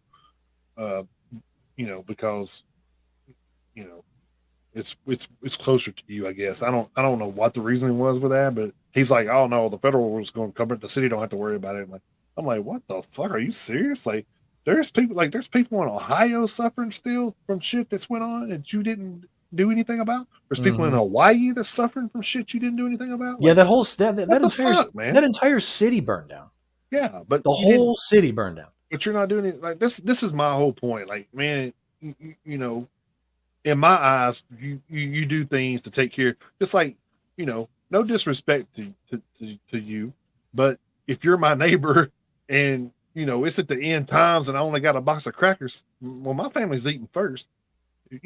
I'll help you out once my family ate, but you know what I'm saying? Like, that's the way it should be. It's like you need to take care of your own first before you try to go out and help other countries and shit. Like, you We got we de- we definitely do send too much money to other countries, and I don't care who's in power and when. I yeah, don't care who, I don't care when, I don't care what party it is. We send too much money to too many other countries. I don't care what side of the aisle you're on. Doesn't matter because right. both sides do it. Doesn't matter. We send way too much money to way too many other people that hate us way too much, to be completely honest with you.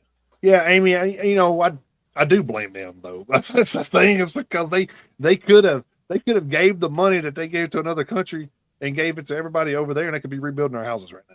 So That's true. so yeah, I do blame them. So, not for maybe they're not the elementary school had been reopened. Well, that's a good sign, I guess. That's definitely something. Hmm, but but yeah, that's neither here nor there. But I still have a problem with the overall response. right, exactly. Yeah.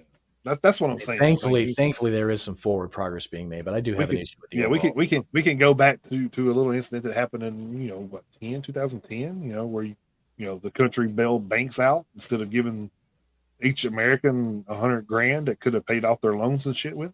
I mean, that Yeah, made no fucking sense because half of those people still file bankruptcy. So yeah, you never got that money back. right. uh Whatever. But like I said, that makes too much common sense for these idiots to fucking figure out. Yeah, And it probably wasn't nothing that they could benefit from, so they didn't give a shit. that might be true too. All right, moving on. Let's put a pin in that and let's move Right. on. All right, my last one is over at Metal Injection. Scar Symmetry have parted ways with drummer, lyricist, and founding member Henrik Olsen and guitarist Benjamin Ellis. Olsen has been there from the start in 2004 and left to concentrate on his family, while Ellis joined back in 2016 and left to focus on new musical endeavors. Replacing Olsen and Ellis are drummer Lawrence Dinamarca and guitarist Stephen Platt. Quote, we regret to announce the departure of our drummer, lyricist, and founding member Henrik Olsen and our guitarist Benjamin Ellis, said Scar Symmetry in a statement. This year, it's been 20 years since Henrik, Jonas, and I formed Scar Symmetry. Little did we know when we recorded the demo for the song Seeds of Rebellion that it would sow the seeds for a 2-decade-long progressive melodeath journey that has taken us to places beyond our wildest dreams. We created 7 Scar Symmetry albums together that we are immensely proud of, and Henrik's drumming and awe-inspiring lyrics have played a big part in our enduring success. Due to family reasons, Henrik couldn't join us when we returned to the stages post-COVID in 2022, and he has been sitting out all shows since. He has now made the decision to leave the band to continue to focus on his family as well as on other musical endeavors. While we continue to miss him dearly, we did our last show with him in 2019. We do understand and respect his decision. We are so grateful for the creativity, passion, and energy that Henrik has fueled the band with, and we wish him nothing but the very best as he moves on to the next chapter of his life and career. After a couple of tours as a session player, Benjamin joined the band in 2016 and toured with us up until the end of 22. A consummate professional, Benjamin's live performances were immaculate and were the guitar solos he contributed to last year's release, our comeback album, The Singularity, Phase 2 Xenotaph. Benjamin has been working on some seriously delicious music of his own for years now, and the time has come for him to step down from Scar Symmetry and to reveal his future musical plans. We thank him for his hard work and dedication, and we are looking forward to following him on his continued journeys. So without further ado, let's present the new guys. It's our utmost pleasure to honor to welcome Lawrence Dinamarca to the band. Lawrence is a real drummer's drummer. He was handpicked by Henrik to take over the live duties in 22 and has been touring with us ever since. This tornado of a drummer has played with bands like Night Rage, Carnal Forge, Manticore, and Loch Vostok in the past, and the fierceness of his playing is in stark contrast with his gentle personality. Let's set the scene for our next introduction. A couple years back, I went to a Devin Townsend show and was blown away by the guitarist in his band, a Mancunian guitar phenomenon who was celebrating his 35th birthday that very day. After the show at the bar, we were introduced to each other, and I immediately broke out in song, singing Happy Birthday at the top of my lungs, getting the help of a loosely assembled choir consisting of other people from the touring party, as well as random bar patrons. Our birthday boy was surprised, but probably not as surprised as when I called him up about a year later asking him to start touring with us. It is our honor and utmost pleasure to welcome Mr. Stephen Platt into the fold. Please give Lawrence and Stephen a very warm welcome, as well as your best wishes for Henrik and Benjamin, end quote. So there we go. 2 guys leave, 2 men come in.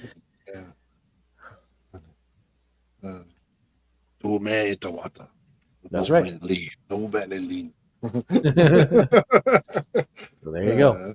Lineups changed, but hey, so like Henrik made the decision to look after his family. That's not always a bad thing. I mean, I have seen bands, through some lineups be better at points with certain members. So yeah, sure. Speaking of that kind of reminded me. I talked to John O'Connor from One of the Last this week. He was telling me about the new bassist is like 23, but he's like, dude, he's like way better than the other one we had. And I'm just like, oh, okay, cool. All right, well, there you go. so he said they having to like redo some things, but they're going to like do a new group photo and then release like the new next track, I think in April. He said so. Okay, cool. I'm looking forward to that. So it's going to be a little bit later than he wanted it, but. Well, I also got to look forward to some new Halo Scars coming soon too. So April 14th for them. I can't wait for that shit, dude. That's gonna be fun. Yep. Especially when I know what all of it sounds like. Yeah. I just can't wait for everybody else to hear it, dude. It's so fucking amazing. Oh, it's gonna be amazing when it comes out. I take that back. I only heard 2 songs. I haven't. People are gonna enjoy it. I think. I don't say this a lot about bands, but man, Kobe has gotten better. I think. I don't know if you can agree with that, but I think I think so. I think his progression with the band's really been amazing. I'll tell you something else that surprises me is Keegan, man. That kid's fucking an animal on drums, man. Well, when you're not allowed to leave the house, you probably tend to get good at drums. So they're good at beating something anyway. Yeah, we love you, Keegan. We do. Yeah, we're just yanking your chain, Keegan. Oh my God. No, we're not. He's changed his own chain. Well, that's true. Yeah. Oh man. Other headlines. Ace Frehley said on Eric Singer says, "I know he would have preferred me playing guitar in Kiss over Tommy Thayer." Well, I mean, that's kind of there's a lot of bold statements in these. Just so you know, just to give you a heads up, but. I don't know if I agree with that, but of course, it would mean a lot more coming from Eric Singer, not you. But yeah, I mean, and these dudes, man, every single dude who's ever been in Kiss, man, they are constantly coming off the top rope on each other. They're just constantly just God, they're just constantly just talking shit about each other. It's pretty wild. And Papa Roach has written the heaviest, most savage, and insane songs of the band's career. That's going to be interesting. We'll be the judge of that when you put it out. Fozzie's Chris Jericho says not as many people watch music videos anymore. And I mean, I want to elaborate on this because I read the story because I was kind of curious. So where's he coming up with this at? So he's basing off of, oh yeah, we released Judas and it's got like 70 million views now, and we released Sane, back in so and so, and it's only got this many views. I'm like, dude, you're talking about 2 different songs. There's a lot more people that probably like Judas. Plus you got wrestling fans that know that song right over anything else. So of course you're going to have more views on it. You can't base it on that. Like you're smart. You're smarter than that, Y2J. Come on. I love watching music videos. Yeah, I do too. And I do too. I you love know, it. hell, sometimes we get over here and we go down a rabbit hole sometimes over here Yeah. with music videos. Well, So that's how it's, we've discovered some new well, I bands. mean, yeah, that's exactly how you discover bands. Yeah. You know, that or you listen to our playlist. Yeah, yeah. Damn straight. Other headlines: ex Skid Row singer Eric Grunwald's autobiography will be due out in September. So I mean, that at least he's doing something. Yeah. Ex Bullet from a Valentine drummer says he doesn't care about his former bandmates' upcoming The Poison Anniversary tour because you weren't invited. I mean, I don't know why you're so mad about it. Yeah.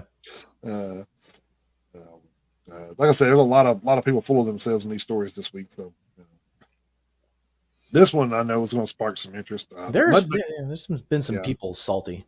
Yeah, Mudvayne's Chad Gray says Vinnie Paul was never behind a Pantera reunion.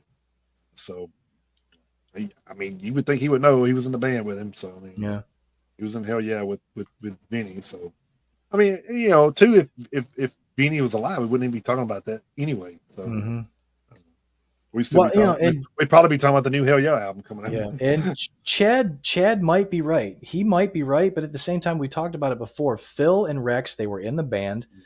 Well, that's not. I mean, Vinny's not here, so it's not up to him. So it's up to his. That's true. It's up to his estate, and his estate's like okay with it. His estate gave the blessing. You know, Phil and Rex, they asked, they got permission, so they were in the band. And Dom and Vinny's getting money from it. So yeah, even after I mean, they always say you make more money when you're dead. So you do well. I mean, you certainly can keep making money after you die. That's for sure. Just ask Elvis. I'm sure he's still making money. I'm sure he is. You can once again sit on Black Sabbath's heads after the famous bench is refurbishment over in the UK. There, so I did see that. At least it's tasteful. Their head, there, and they don't have a lap pitcher. So you're right. Yeah. Brian Headwelt says new corn tunes in the works. That is the heaviest stuff in years. That's a good news. Hopefully.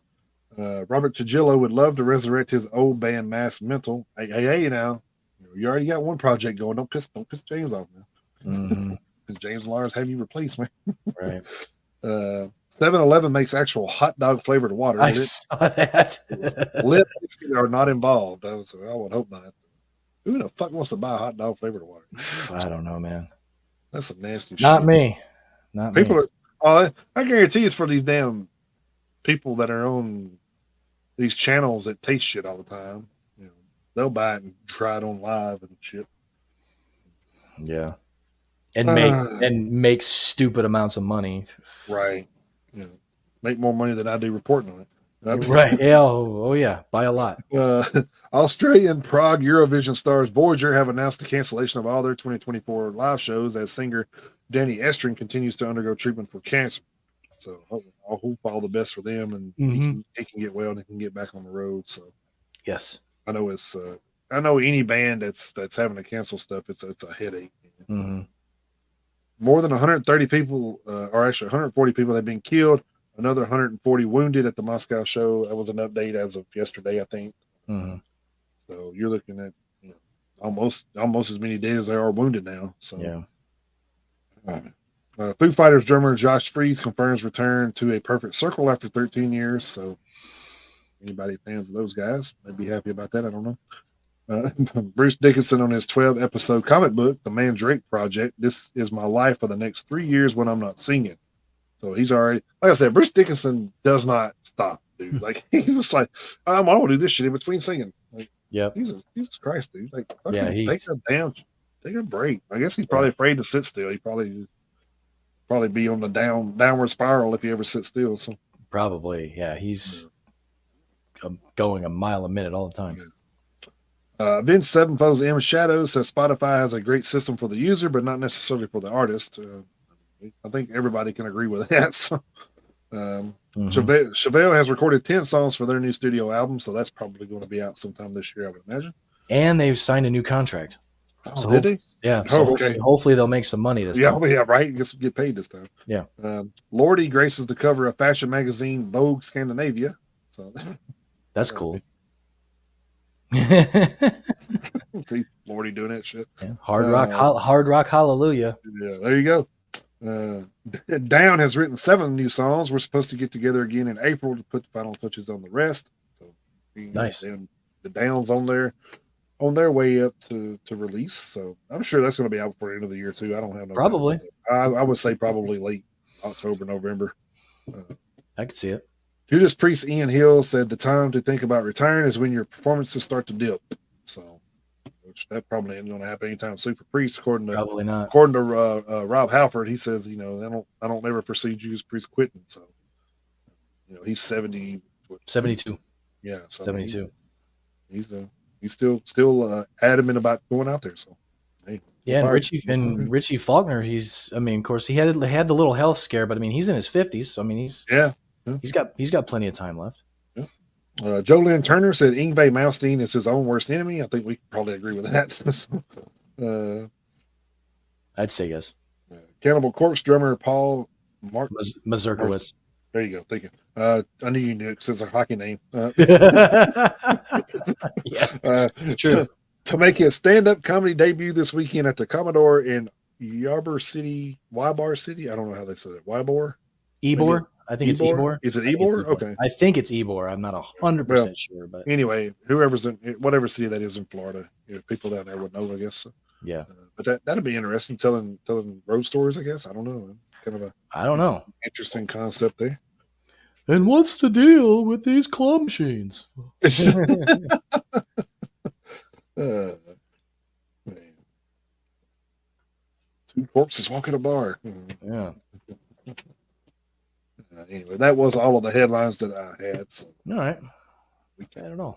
And I didn't do any for on the road this week or hitting the road this week because I didn't see a lot. And I was like, Chris. Okay. All right. Well, then there was a couple of big announcements though. So. Yeah. All right. Well, then I'll get through this then. Hitting the road for the week of the 23rd through the 29th. Over at the PRP, we have Jungle Rot with their summer European touring plans starting June 19th in Copenhagen, Denmark at Copenhagen. Finishing August 1st in Wacken, Germany at Wacken Open Air. Gatecreeper, Undeath, Jarhead Fertilizer, and Final Gasp are going to be touring North America starting May 28th in Santa Fe, New Mexico at Tumbleroot Distillery, finishing June 8th in Mesa, Arizona at the Record Release Show. Sleeping with Sirens and Holding Absence are going out this fall starting September 21st in Minneapolis, Minnesota at the Uptown Theater. Then they will be finishing on October 19th through the 20th in Las Vegas at the When We Were Young Festival. One of the big announcements that I'm sure Jason was alluding to is Korn, Gojira, and Spirit Box. Their North American tour is going to be starting September 12th in Tampa, Florida at the Mid-Florida Credit Union Amphitheater, finishing October 27th in St. Paul, Minnesota at the XL Energy Center. The Pretty Reckless has been added to the... was there a date close to us on that? I couldn't remember. Not really. I didn't think so. Not really. That kind of sucks. No Tennessee dates at all. Well, I knew that. I didn't know if they were going to be in Atlanta or Alabama or anything. Shit, I'd have to look back. I'll look at it. As far as I know, nothing like ridiculously close. But yeah, so that kind of sucks. I still got some of that stuff pulled up. I'll look at it. Okay. Then we got the Pretty Reckless have been added as the openers for AC/DC's European tour, which starts May 17th in Gelsenkirchen, Germany at the Veltins Arena, finishing August 17th in Dublin, Ireland at Croke Park. Northlane, Novelist, and 1056 have a fall European and UK tour announced starting September 12th in Vienna, Austria at Sim City, finishing October 6th in Solothurn, Switzerland at Kaufmel. Of Mice and Men have summer European and UK touring plans starting June 8th in Nuremberg, Germany at Rock im Park, finishing June 29th in Munster, Germany at Vainstream. Under Oath is going to Europe and to the UK this summer, starting June 7th in Nuremberg, Germany at Rock im Park, finishing June 27th in Manchester, England at the O2 Ritz. Cannibal Corpse, Municipal Waste, Immolation, and Schizophrenia are going to Europe and to the UK this fall, starting September 20th in Oberhausen, Germany at Turbinen Hall 2, finishing October 20th in Frankfurt, Germany at Batchcap. The Who have been added as openers for the Iron Maiden North American tour this fall. Oceano, By the Thousands, Within Ruins, and I Declare War are going on a U.S. tour. By the Thousands, Within Ruins, and I Declare War. They're going to take turns as the openers, going in like in thirds. Like the first third of this, Oh, the okay. first third will be By the Thousands, the second third Within Ruins, and then Oh, I that's Declare cool. War. Yeah. That tour starts coming up real soon, April 5th in Iowa City, Iowa at Wildwood, finishing April 21st in San Francisco at Neck of the Woods. Then Oceano is going to be going on a U.S. tour with The Last 10 Seconds of Life and A Wake in Providence, starting May 29th in Springfield, Missouri at the Riff, finishing June 8th in Toledo, Ohio at the Toledo Death Fest. They will be in Nashville on June 6th at the end. Unearth has announced a 20th anniversary show for The Oncoming Storm in Boston, Massachusetts at Big Night Live on June 15th with Bleeding Through, Overcast, Fuming Mouth, and All Out War and Apes. Resolve, Cane Hill, Acres, and Half Me are going to Europe and to the UK, starting May 3rd in Cologne, Germany at Gebaud 9, finishing May 26th in Trier, Germany at Mergener Hof. Counterparts are also going to Europe and to the UK this summer, starting June 7th in Cambrai, France at Betis Fest, finishing June 30th in Tabor, Czechia at the Mighty Sounds Festival. The Fall of Troy, with Heavy Heavy Low Low, Rhododendron, and Lobby Boxer appearing at select dates, are going to the on a U.S. tour, starting April 4th in Houston, Texas at the Last Concert Cafe. Finishing May 18th in Denver, Colorado at HQ, they will be in Nashville on April 8th at Eastside Bowl. Kings of Thrash and Gravel are going on a June tour, starting June 15th in Columbus, Ohio at the King of Clubs, finishing June 29th in Long Beach, California at Gaslamp. Fozzy has announced their 25th anniversary tour with the Nocturnal Affair Enclosure, starting October 3rd in Woodstock, Georgia at Madlife, finishing October 21st in Cleveland, Ohio at the Winchester. Necrot, Bat, Phobophilic, and Street Tombs are going on a North American tour starting June 5th in Berkeley, California at the Cornerstone, finishing June 27th in Boston, Massachusetts at Sonia. Make Them Suffer have announced a European and UK tour with Holding Absence, Bury Tomorrow, While She Sleeps, Era, Silverstein, and Dying Wish making appearances at select dates on varying lineups. Starting June 14th in Derby, England at Download Festival, finishing June 30th in Esselstein, Netherlands at Jera Open Air. Benighted, Based, and Coffin Feeder are going to Europe this fall, starting November 15th in Poznan, Poland at 2 Prague, finishing November 30th in Alkmaar, Netherlands at the Hairy Metal Festival. Then over at blabbermouth.net, we have Exciter, Midnight, Wraith, and Hellwitch going on a North American tour this summer, starting July 18th in Morro Bay, California at the Siren, and finishing August 4th in Toronto, Ontario at Lee's Place. That is going to be hitting the road for the 23rd through the 29th. Did you do the Cannibal Corpse one? I didn't hear it. So. Did I? Cannibal Corpse, Municipal Waste, Immolation, and Schizophrenia. Yes, the European tour. I just missed it, so I'm sorry. Yeah, I did get it. So, but thank you for asking because you asked me. I was like, shit, I don't even remember if I did now. So. Well, like I said, I may have been pulling something up at the time. I just missed it. But, I just happened to see that. I said, "Oh, I didn't even see that one at first." Yeah, but Korn is going to be in Alpharetta on the 16th of September. So just outside Atlanta. Yeah, that's too bad. Not too bad. I wonder how close that is to the Slayer show. Yeah, I have to see. Mm. I'd love to see Gojira. Like I haven't seen Gojira on their own tour. I guess I've only seen them at festivals, so I would love to see them. And honestly, I'm glad it's outside because that fucking band's loud outside. So I would, and they would like. I had to put my earplugs in outside, and I was a good football field away from where they were. So yeah, crazy. They're like the loudest band I think I've ever watched. But. Yeah. Speaking of which, have you? I don't know who this guy is, but somebody posted it somewhere, and I don't even know where it is. But it's a TikTok of this guy, and he's like, I am not an old guy, but can we turn the volume down at concerts just a little bit? I don't know if you've seen that guy or not. But he's like, can we just turn it down just a little? So I mean, I can't remember where I saw that, but yes. Well, I mean, at some point you get you know if you do too much indoors, it kind of traps itself, and then it doesn't sound as good. So yeah, so you have to have that pretty much dead on indoors, or yeah. So I mean, I don't remember where I saw that, but most of the ones, especially at Brooklyn Bowl, I think they do real good with their sound. Whoever the sound guys are there, or if the bands bring them with them, I don't know. But uh, Actually, either way, whoever does that stuff there does a really good job. So. actually, I think I may have found it. Hang on. Oh, okay. Just for the record, I don't want to say this. It's just something I feel needs to be said. Okay, here we go. Hang on. I hate to be this guy. Just for the record, I don't want to say this. It's just something I feel needs to be said.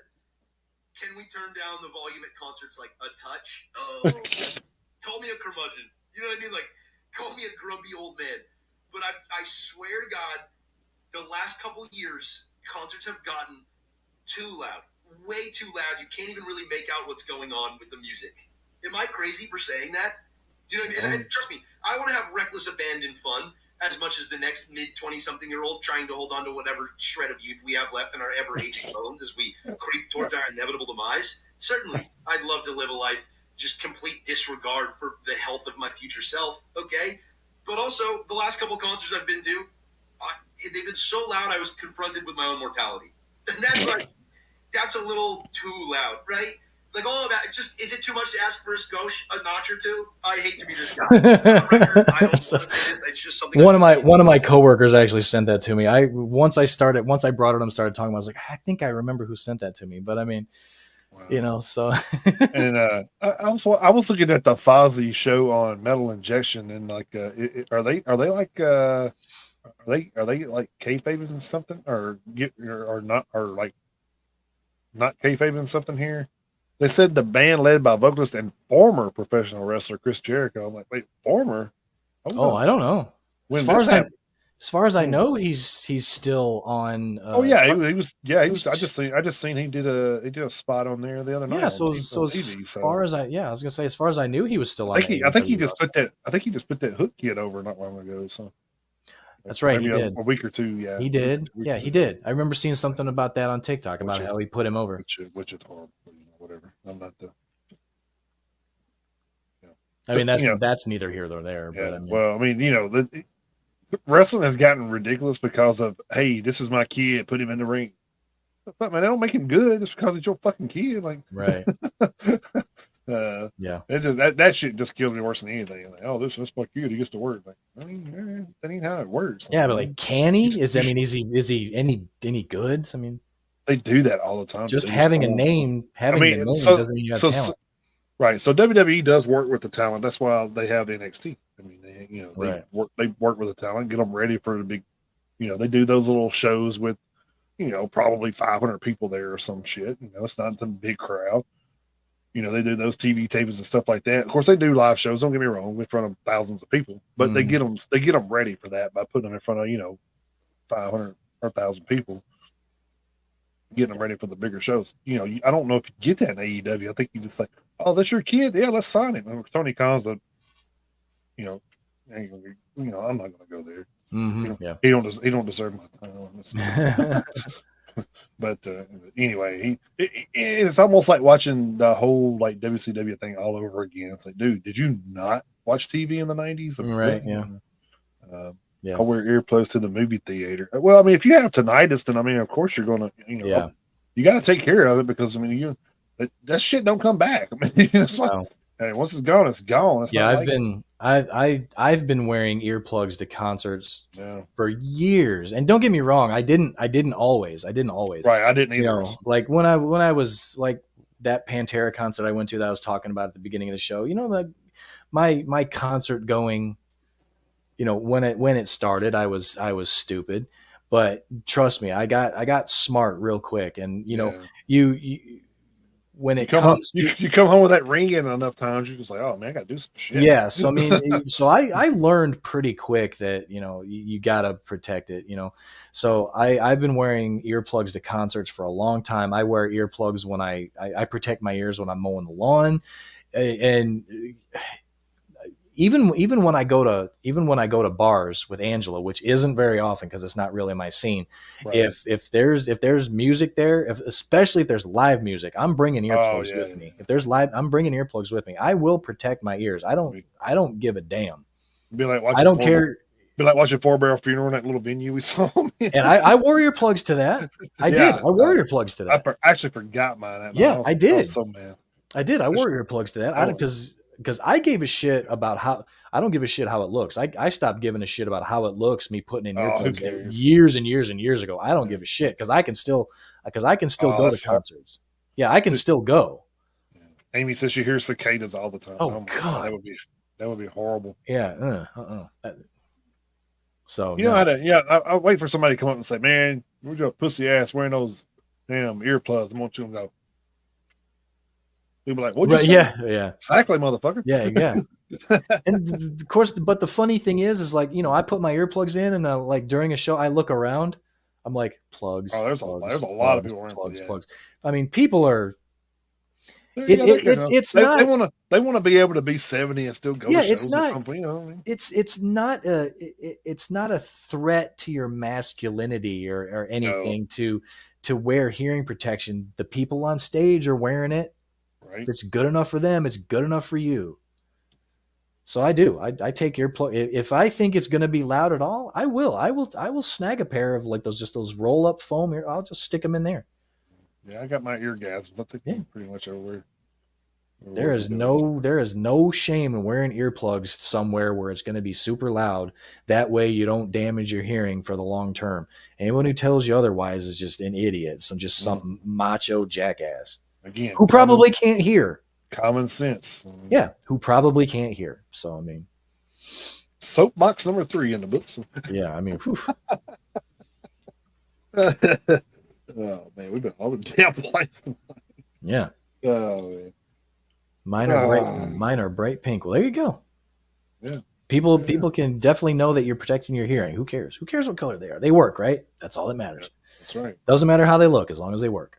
Put your finger in the air. I've got a bunch that are a whole bunch of different fluorescent colors. I don't care. Fluorescent green, purple, pink, orange. Blue. I don't care. I just grab a couple, throw them in my ears. They work just fine. Noise reduction rating at 33 decibels. Yep. All right. Over to our theme of the week. I guess I should be posting the playlist up here since we're this far into the show. Huh? Yeah, you definitely could. Yeah, we did all that last week. Yeah. I was like, did we do that? I said, oh yeah, we had 2 different like segments last week. Mm-hmm. I forget, man. Like, yeah, it's like I'm not used to doing that.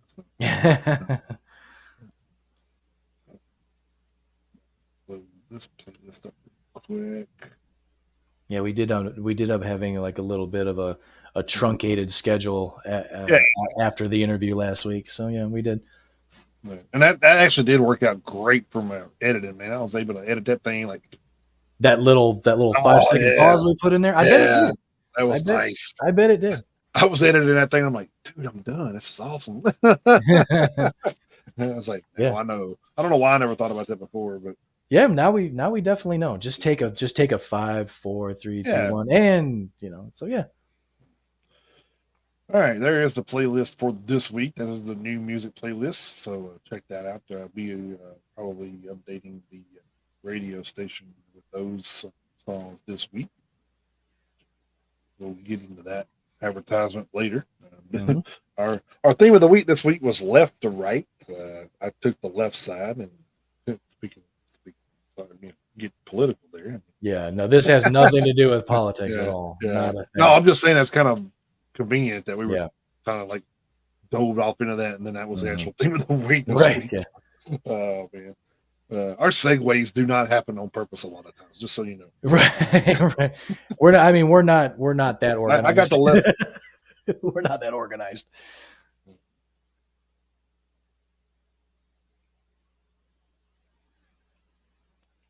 Oops, sorry, I moved a little bit. My headphone went out. I was like, "He's moving, but I can't hear him." Hey, better safe than sorry. Yeah. Anyway, theme of the week, left to right. I got the left side. I kicked it off with Slipknot, Left Behind from Iowa 2001. Then with Five Finger Death Punch, No One Gets Left Behind from War is the Answer 2009. Non-Point, Left for You from the self-titled Non-Point album in 2012. As I Lay Dying, Nothing Left from An Ocean Between Us 2007. Attila, Nothing Left to Say from Outlawed 2011. Death Angel, Left for Dead from The Dream Calls for Blood. We think we split enough. 2013. I know you love that song. I so do. Then I went with Chimera, Left for Dead from the self-titled Chimera album in 2005. Machine Head Left Unfinished from Through the Ashes of Empires 2003. Then went Malevolence, Left Outside Alone from the Aggression Sessions 2023. That was a split EP between, I think, them and there was two other bands, Fit for an Autopsy, and I don't remember the other one. Then I went with the band, and this one, Left to Suffer, Lost in the Dark. That's their new single from this year. So hopefully that means there's a new album coming. And then I went with Bless the Fall, What's Left of Me from Witness 2009. Then I went with Hollow Front, Left Behind from Loose Threads 2020. Then I went with it. This was a band I didn't know until I did this. So this is kind of what's fun about doing this. And sometimes we come across a new band that we didn't know about. So this band's called Exemption. The song was Left Undone. It was from their Selfless album in 2018. Definitely a band worth checking out. I think I'm gonna check out some more of their stuff this weekend just to kind of get an idea of what else they have out there. Two more. Went with Testament, Leave Me Forever, which, leave is tense for left. So, The Formation of Damnation, 2008. And then last but not least, I don't usually do this, but this is a twofer. So, As I Lay Dying, Take What's Left from Shaped by Fire, 2019. So that was my contribution there. All right. Well, I had the right side of left to right. And there's going to be one that I'm going to add because there was one that I thought you would have that would have worked for both of us. Yeah, so there will be one that I'll be adding. Leading off, I had Right Now by Korn off Take a Look in the Mirror from 2003. Then I had The Right to Go Insane by Megadeth off of Endgame from 2009. Then I had Dead to Rights by Devil Driver off of Beast from 2011. Then I had My God-Given Right by Halloween off of the album of the same name from 2015. Then I had I'm Not Right by Tetrarch off on Unstable from 2021. Then from our friends from last week, Get Right Out of My Face by Ancient Remains off Burn It All from 2024. Then Righteous Glory by Manowar off The Lord of Steel from 2012. Then I had Right Now by Necrogoblicon off the Fundamental Slimes and Humors from 2022. Then I had Last Rites from Trauma off As the World Dies from 2018. Then I had The Last Rites of Lucifer by Bloody Hammers off Washed in the Blood from 2022. Then I had Into the Arms of Righteous Anger by Death Angel off Relentless Retribution from 2010. Then my last one was Fight for Your Rights by Motley Crue off Theater of Pain all the way back in 1985. No Beastie Boys? No.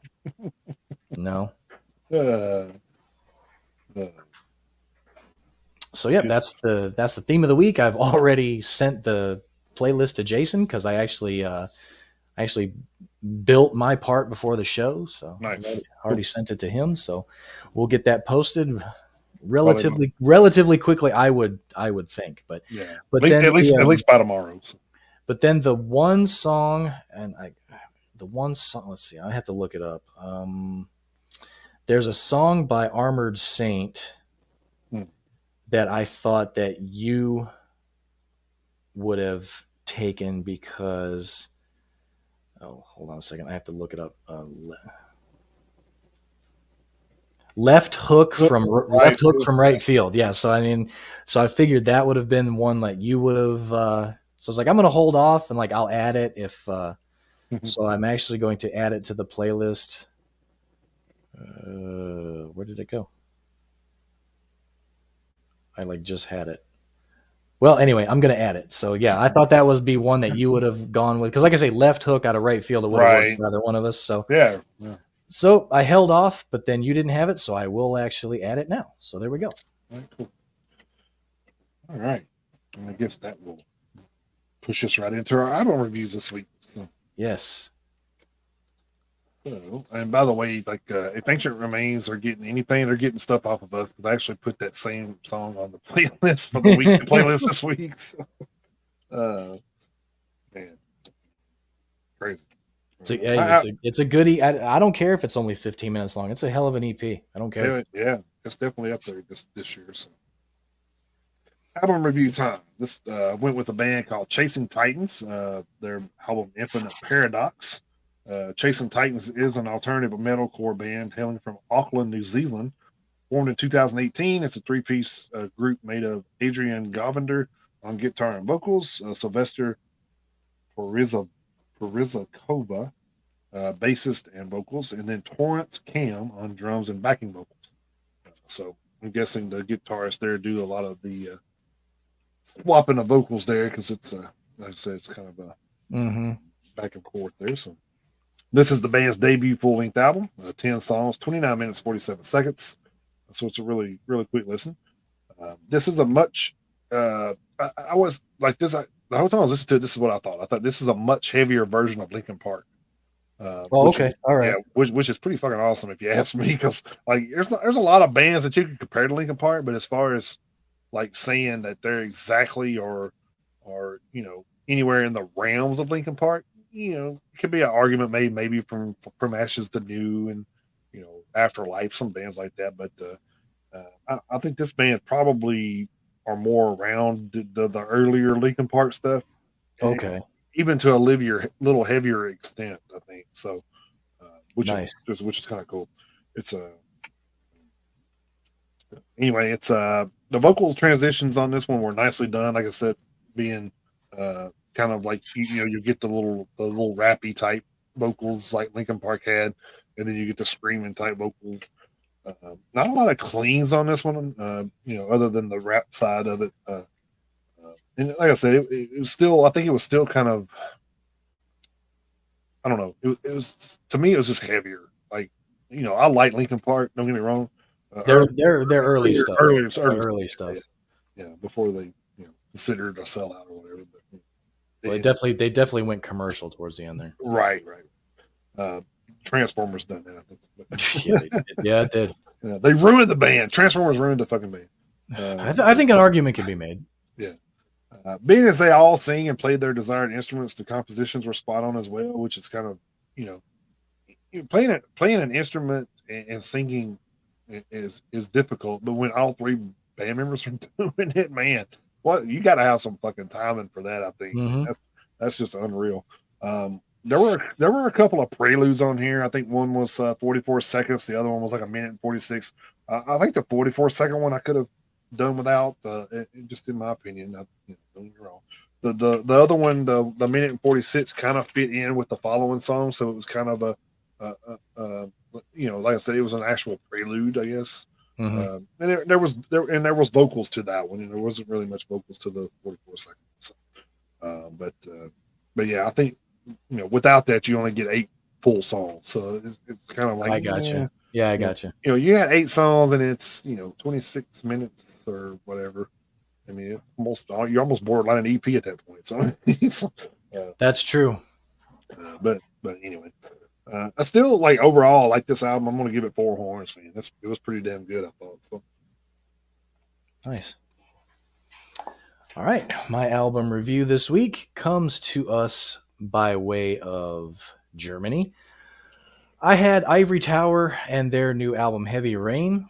They are a power/progressive metal band formed in Kiel, Germany in 1996. Their lyrical themes include fantasy, falling, and life. Falling is awfully specific, falling, just falling down all the time.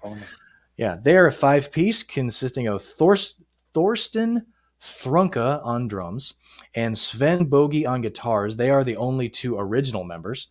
Then we have Bjorn Bombach on bass, Frank Fasold on keyboards, and Francis Soto on vocals. This is their 7th full-length album. Their debut album, their self-titled debut album, came out in 1998. Then you had 2000, 06, 08, 11, 19, and 24. The new album is 10 tracks long, 58 minutes and 15 seconds, so a little bit longer. Definitely longer than the one you listened to, Jason. Yeah. But no introductions, no preludes, interludes, no nothing. Just 10 full-fledged songs, which is nice. I'm glad they are listed first as a power metal band. The progressive elements are there, they're present, but they're used more for flavoring, as it were. And I like that because it's a really good balance. The keyboards were put in right where they were supposed to be at necessary points. They weren't overdone. So I did like that. I kind of got like a overall musically, I got kind of like a Primal Fear kind of vibe with a little bit of a like a little bit of a Power Wolf sprinkled in. There was a little bit of a dark melodic aspect to it with the power metal with the progressive aspects thrown in. So Francis Soto, he sings clean all the way through, but he's got a little bit of like an aggressive kind of throaty rasp to his voice. So while he does sing clean all the way through, it gives his like the way he is singing from his throat kind of gives him a little bit of like a little more aggressive vocal style without being like guttural, if that makes any sense at all. Gotcha. So yeah, but I mean, I liked the change in tempos. There was nothing. There were no ballads on the album, which kind of surprised me. There were a couple spots where like the keyboards were like the dominant instrument for a little while, but there was nothing full. There were no full-fledged ballads. Like I say, the keyboards were very well done. They weren't overdone, which was nice. They were added in where they needed to be added in. Guitars were phenomenal. The drumming was well done, if a little one dimensional at times. There were some times where some of the drum lines were a little, they weren't as kind of diverse as I would have liked, but still, the drumming is still definitely better than I could ever do. Of course, because I don't play the drums, so I mean I always feel bad when I say things that I don't like about it. I always feel bad because I couldn't even do it on my best day, and on their worst day they could play. Yeah, I mean, it's just what you hear though. Right. So I do kind of feel bad when I point out something I don't like. But I mean, like I say, the drumming is done. It's done well. I just wish it wasn't so. It almost seems like there was a little bit of tunnel vision when it came to a couple of drum parts here and there. But meanwhile, the drummer's going, "This motherfucker." I know, right? That's kind of what I feel like if the drummer ever hears this. I know. Like I say, I always feel guilty a little bit because I could not pull it off. There's no way in hell. But But I mean, overall, I mean, it was also very well done. Just like yours. I'm gonna give this one 4 horns out of 5. Also. Nice. Yep. I enjoyed it. I enjoyed it a lot. Started listening to another one, but I haven't really got through it yet. It was this. I started listening, and I mean just barely started listening to. I started listening to Afterlife Lines, that new album by Rage. Oh yeah. That album I forgot about has 21 tracks and it's an hour and a half long. I seen that shit when I was looking. I said, "Holy shit!" I was trying to pick a song to put on the playlist. I said, "Holy shit!" Yeah. Yeah. So, like I say, I just barely started listening to it. I'm only on track 2, which is technically track 1 because the intro is just like an instrumental. Right. So I'm only on track 2, but it's almost 90 minutes long. It is 21 tracks long. And that's coming from a band that is coming up on their 30th LP. Anniversary, yeah. No, not their 30th anniversary. Yeah. Their That's 30th what I meant. Album. Holy shit. They've actually been around. They're actually been around since '84, so they're coming up on their 40th anniversary. Yep. Their 30th album. It's got 21 songs on it. Never quit, man. Rage is something. No. Rage is some made from a different thread, man. Yes, they are. I mean, my God. I'd love to talk to those guys, but I doubt that. I mean, we can find out. I mean, hell, all they can say is no, right? Yeah, all they can say is no. Let me see if their Encyclopedia Metallum page has contact info. Hang on, because I mean, well, I'm sure let's check it out. If not, you probably go to their social. I'm sure stuff there. Well, they're currently on Steamhammer. There's the current label. Oh, okay. But yeah, let's see. Hold on. Let me count this real quick. 1, 2, 3, 4, 5, 6, 7, 8, 9, 10, 11, 12. Wait a minute. 1, 2, 3, 4, 5, 6, 7, 8, 9, 10, 11, 12, 13, 14, 15, 16, 17, 18, 19, 20. 22, 23, 24, 25. After Lifelines is their 25th LP. Jesus, that's crazy. And according to Encyclopedia Metallum, they had one album that came out when the band was called Avenger. Because Oh, that's right. Yeah, originally, when they were formed in 1983, they went by Avenger. Then in '86, they changed their name from Avenger to Rage, and their debut album as Avenger, Prayers of Steel, actually, according to the vocalist Peter Wagner, he counts Prayers of Steel as their debut. gotcha. So technically, it's their 26th album. If you ask Peter Wagner, so they're technically on Jesus, their that's crazy. 26th album.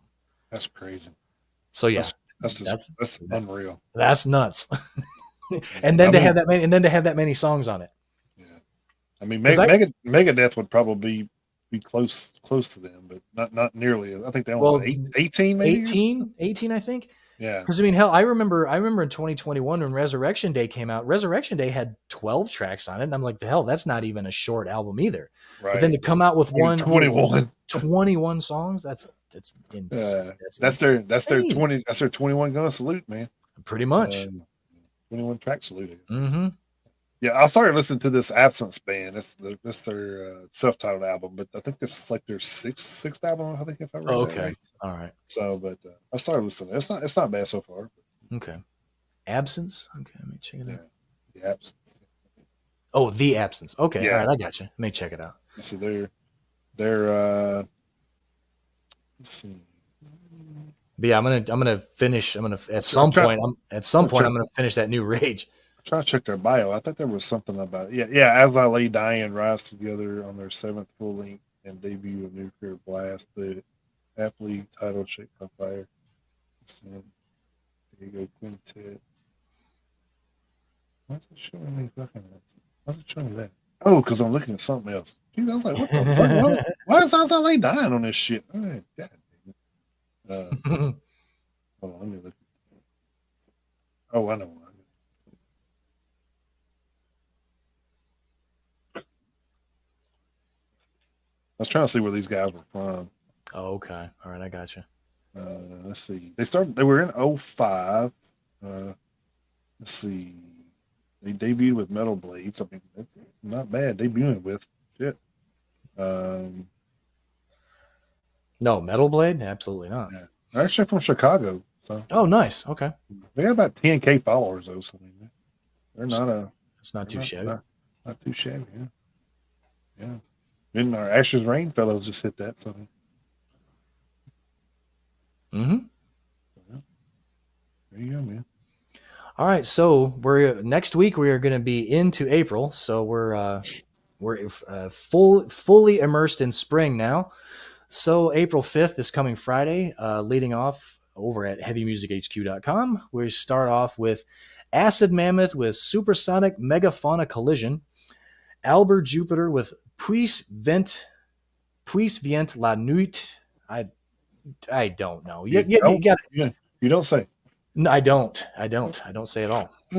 Alpha Wolf with Half Living Things, Ann Blair with a self-titled album, Aristarchos with Martyr of Star and Fire, Austere with Beneath the Threshold, Belore with Eastern Tales, Bill Wiss with Hameln, Black Rainbows with Carmina Diabolo, that's a re-release, Blacktop Mojo with Pollen, Brutalism with Solace and Absurdity, Captain Hawk with Ghosts of the Sea, Concrete Age with Motherland, Degraved with Whispered Morbidity / Exhumed Remains, that's Remnants rather, that's a re-release, Destroyer of Light with Degradation Years, Diabolic Oath with Oracular Hexations, Dialith with Altar, that's an EP, The Dredge with Torches, we have Drungy with Hamfarir Hugans, we have Era with Cure, Filth with Southern Hostility, Five Finger Death Punch with Afterlife, that's a deluxe edition, Fulcrum with Embers, Freddy and the Phantoms with Heathen Gospels, Friends of Hell with God Damned You to Hell,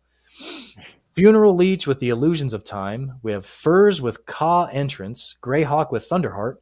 Hard Draw with Abyss of Mankind. Hawkwind with Stories from Time and Space. Hellwalker with Cold Blooded. Hero in Error with a self-titled EP. We have Herxheim with Contrapasso. Horndal with Head Hammerman.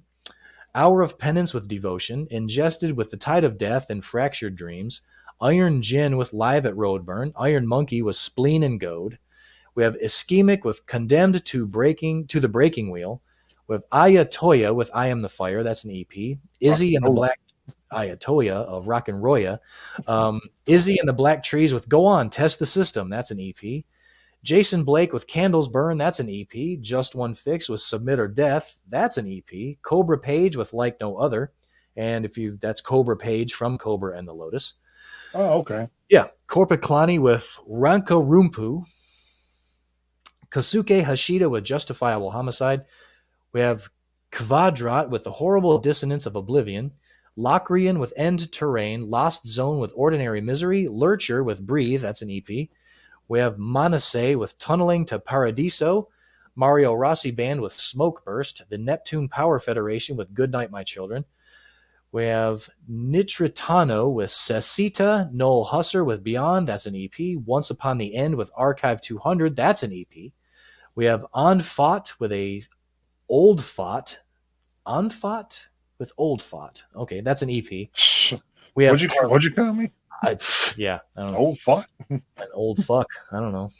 Parlandra with the Bloody Electric. Paula Tellis with Desencanto. Peter Wilson with Freedom's Door. Planet on a Chain with Culture of Death. Proto Sequence with Bestiary. Purulency with Transcendent Unveiling of Dimensions. That's an EP. The EP is probably shorter than the goddamn title.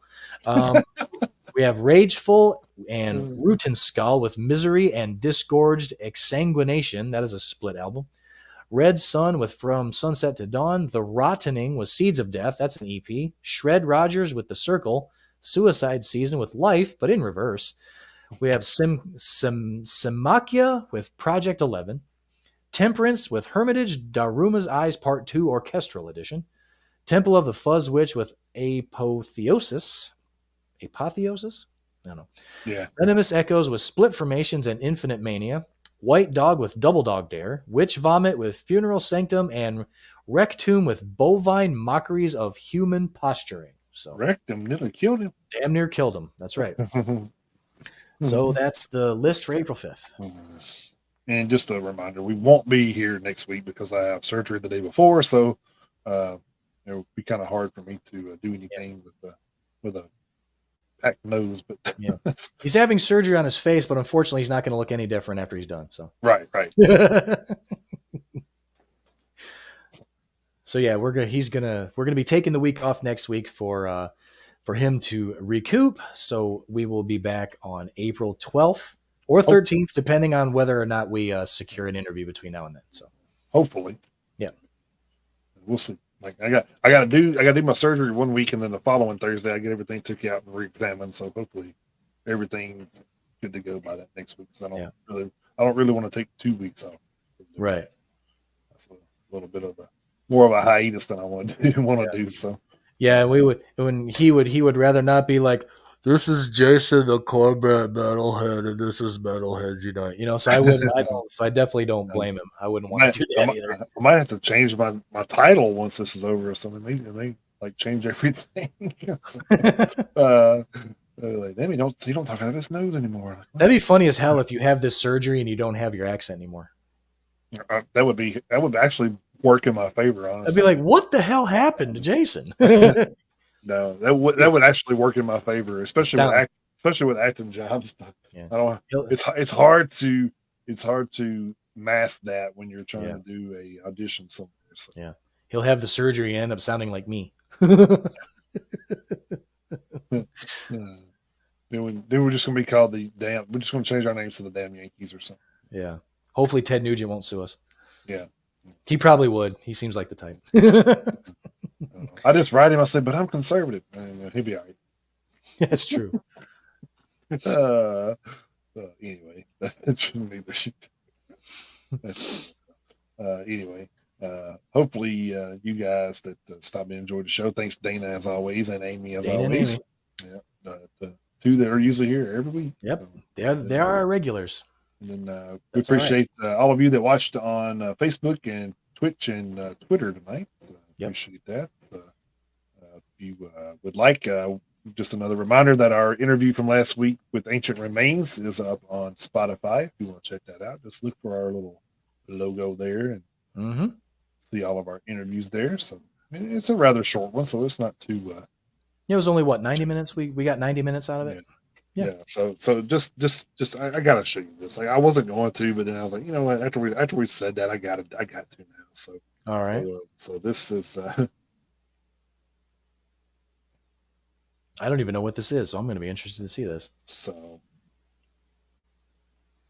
this is me asking John O'Connor how everything is going, and then him responding with, "Oh, I don't know if you can see." Oh my lord! but yeah, that's John O'Connor for you. Damn it, man! So, my god! Yeah. I'm still trying to pull it up. So, God damn, that's the Great American Novel. Holy shit. Until I actually said something, and then like my response was pretty lengthy too. I'm not gonna lie, but okay, but then he came back with, don't give away that that picture. Yeah. I'm not doing that. But yeah, then he kind of it's just like John is just one of those guys, man. He's just like he's definitely detailed when he talks to you. It's like it's pretty funny. Like you said that, and I'm just like, yeah, get him on. You just don't get a word in. So it's true. That's fine. That's fine. It makes it easier on us when the guest just wants to talk. That's fine. I think him and Rick were like some of the easier ones for us because we didn't really have to do a lot. It's like Rick Jimenez from Extinction AD. He's one of those two that kind of carries a conversation when he's in the room, man. So, and like I say, that's totally fine by us. Yeah, but I'm not saying it. I'm saying those are two of the guys that can do that and keep you interested the whole time. It's like, absolutely. So it's not like he's just talking to talk. I mean, I guess he kind of is, but he's got meaning behind what he's talking about. So the funniest thing about Rick is he's always apologizing. Right? Yeah, I'm sorry. I'm sorry. I ain't. Like, it's your platform. No, hell no, man. This is all for you. Yeah, too, so. We're here for you, bud. Cool. Anyway, like I said, we will be off next week, so we should be back the following week. So happy WrestleMania weekend, everybody! Next weekend. That's right. So that's a big deal in the industry there. So, I am really interested to see how WrestleMania is going to turn out. I think they're doing a very good job of building this one up. Yeah, I just wished The Rock would have had somebody write his damn dialogue for him last week. I got tired of hearing the same shit over and over. But here's your boy. What you gonna do? Here's your boy. Look at him. Like, anyway. Yep. Anyway, hope you guys enjoyed the show. Like I said, you can go check all that out. You can also check out our 24-hour streaming service, radio station there at www.trulyradio247.com/8006/stream. And as always, you can check out our merch store at www.metalheadsuniteusa.com. And yes, I know we say this every week, but I just talked to the web people this week, so we are still. Actually, I just found out today, so I'm probably going to contact them back tomorrow. I just found out today what my surgery is going to cost, so kind of gives me an idea of timeline to go forward with that. So that's what I was kind of waiting on. I was like, I got money put back, but I just want to see how much this is going to cost me first. So so it's not as bad as I thought it was going to be. So that's nice. Kind of blessed about that. So. Yeah. MetalheadsUniteUSA@gmail.com is our email address. Follow us on all of our social media, our Facebook group, Facebook page, our YouTube channel, X, Instagram, TikTok, Twitch, and Rumble. Anywhere and everywhere. We're working on it. We're working on it. We've got a pretty good footprint. Yeah. We got an Apple account. They just don't want to take my damn picture for some reason. I got to figure it out. Yeah. But we'll get there. then I'll have to upload all these damn videos again. So, Yeah. Oof. Good times. But Actually, when you finally get that figured out, don't even bother going back. We'll just kind of like start. We'll just kind of like start fresh with them, and then if anybody wants to watch any of the old stuff, they can go to YouTube or right, Rumble yeah, or that's something. true. Yeah. So That's true. so yeah. So. Yeah. Oh, and I forgot. We've said it before. The playlists are on Spotify. The interviews are there too. If you want to take those on the road with you, so you can also follow us there. So. Yep. All right. We will wrap this bad boy up then this week, and hopefully you guys will be back in 2 weeks. Oh, 2 weeks. Yeah. 2 weeks. 2 weeks. Yeah, 2 weeks. Yeah, that's good. I like that. But yeah, hopefully everything works out and we'll be back then. If not, we'll keep you updated on our socials. Yes, we will. And then also we'll come back with a regular show, or being 2 weeks out, I got plenty of time sitting on the couch for Cooper, and I'll probably be emailing like 20 damn bands. So you're like, yeah. Actually, they'll probably be like, damn, this guy just fucking emailed me once. Like, damn, motherfucker, hire something? Yes, I am. But you may be at some point. Yeah, that's what I'm saying. Like, I probably probably will be. But, all right. Anyway, until next time, keep those horns held high. Jump in that pit anytime you can. Have a great week, you guys. Have a great 2 weeks. Yep. Happy Easter. Happy Easter to all that celebrate. Yep. Happy Easter. Yeah. Thanks, Amy.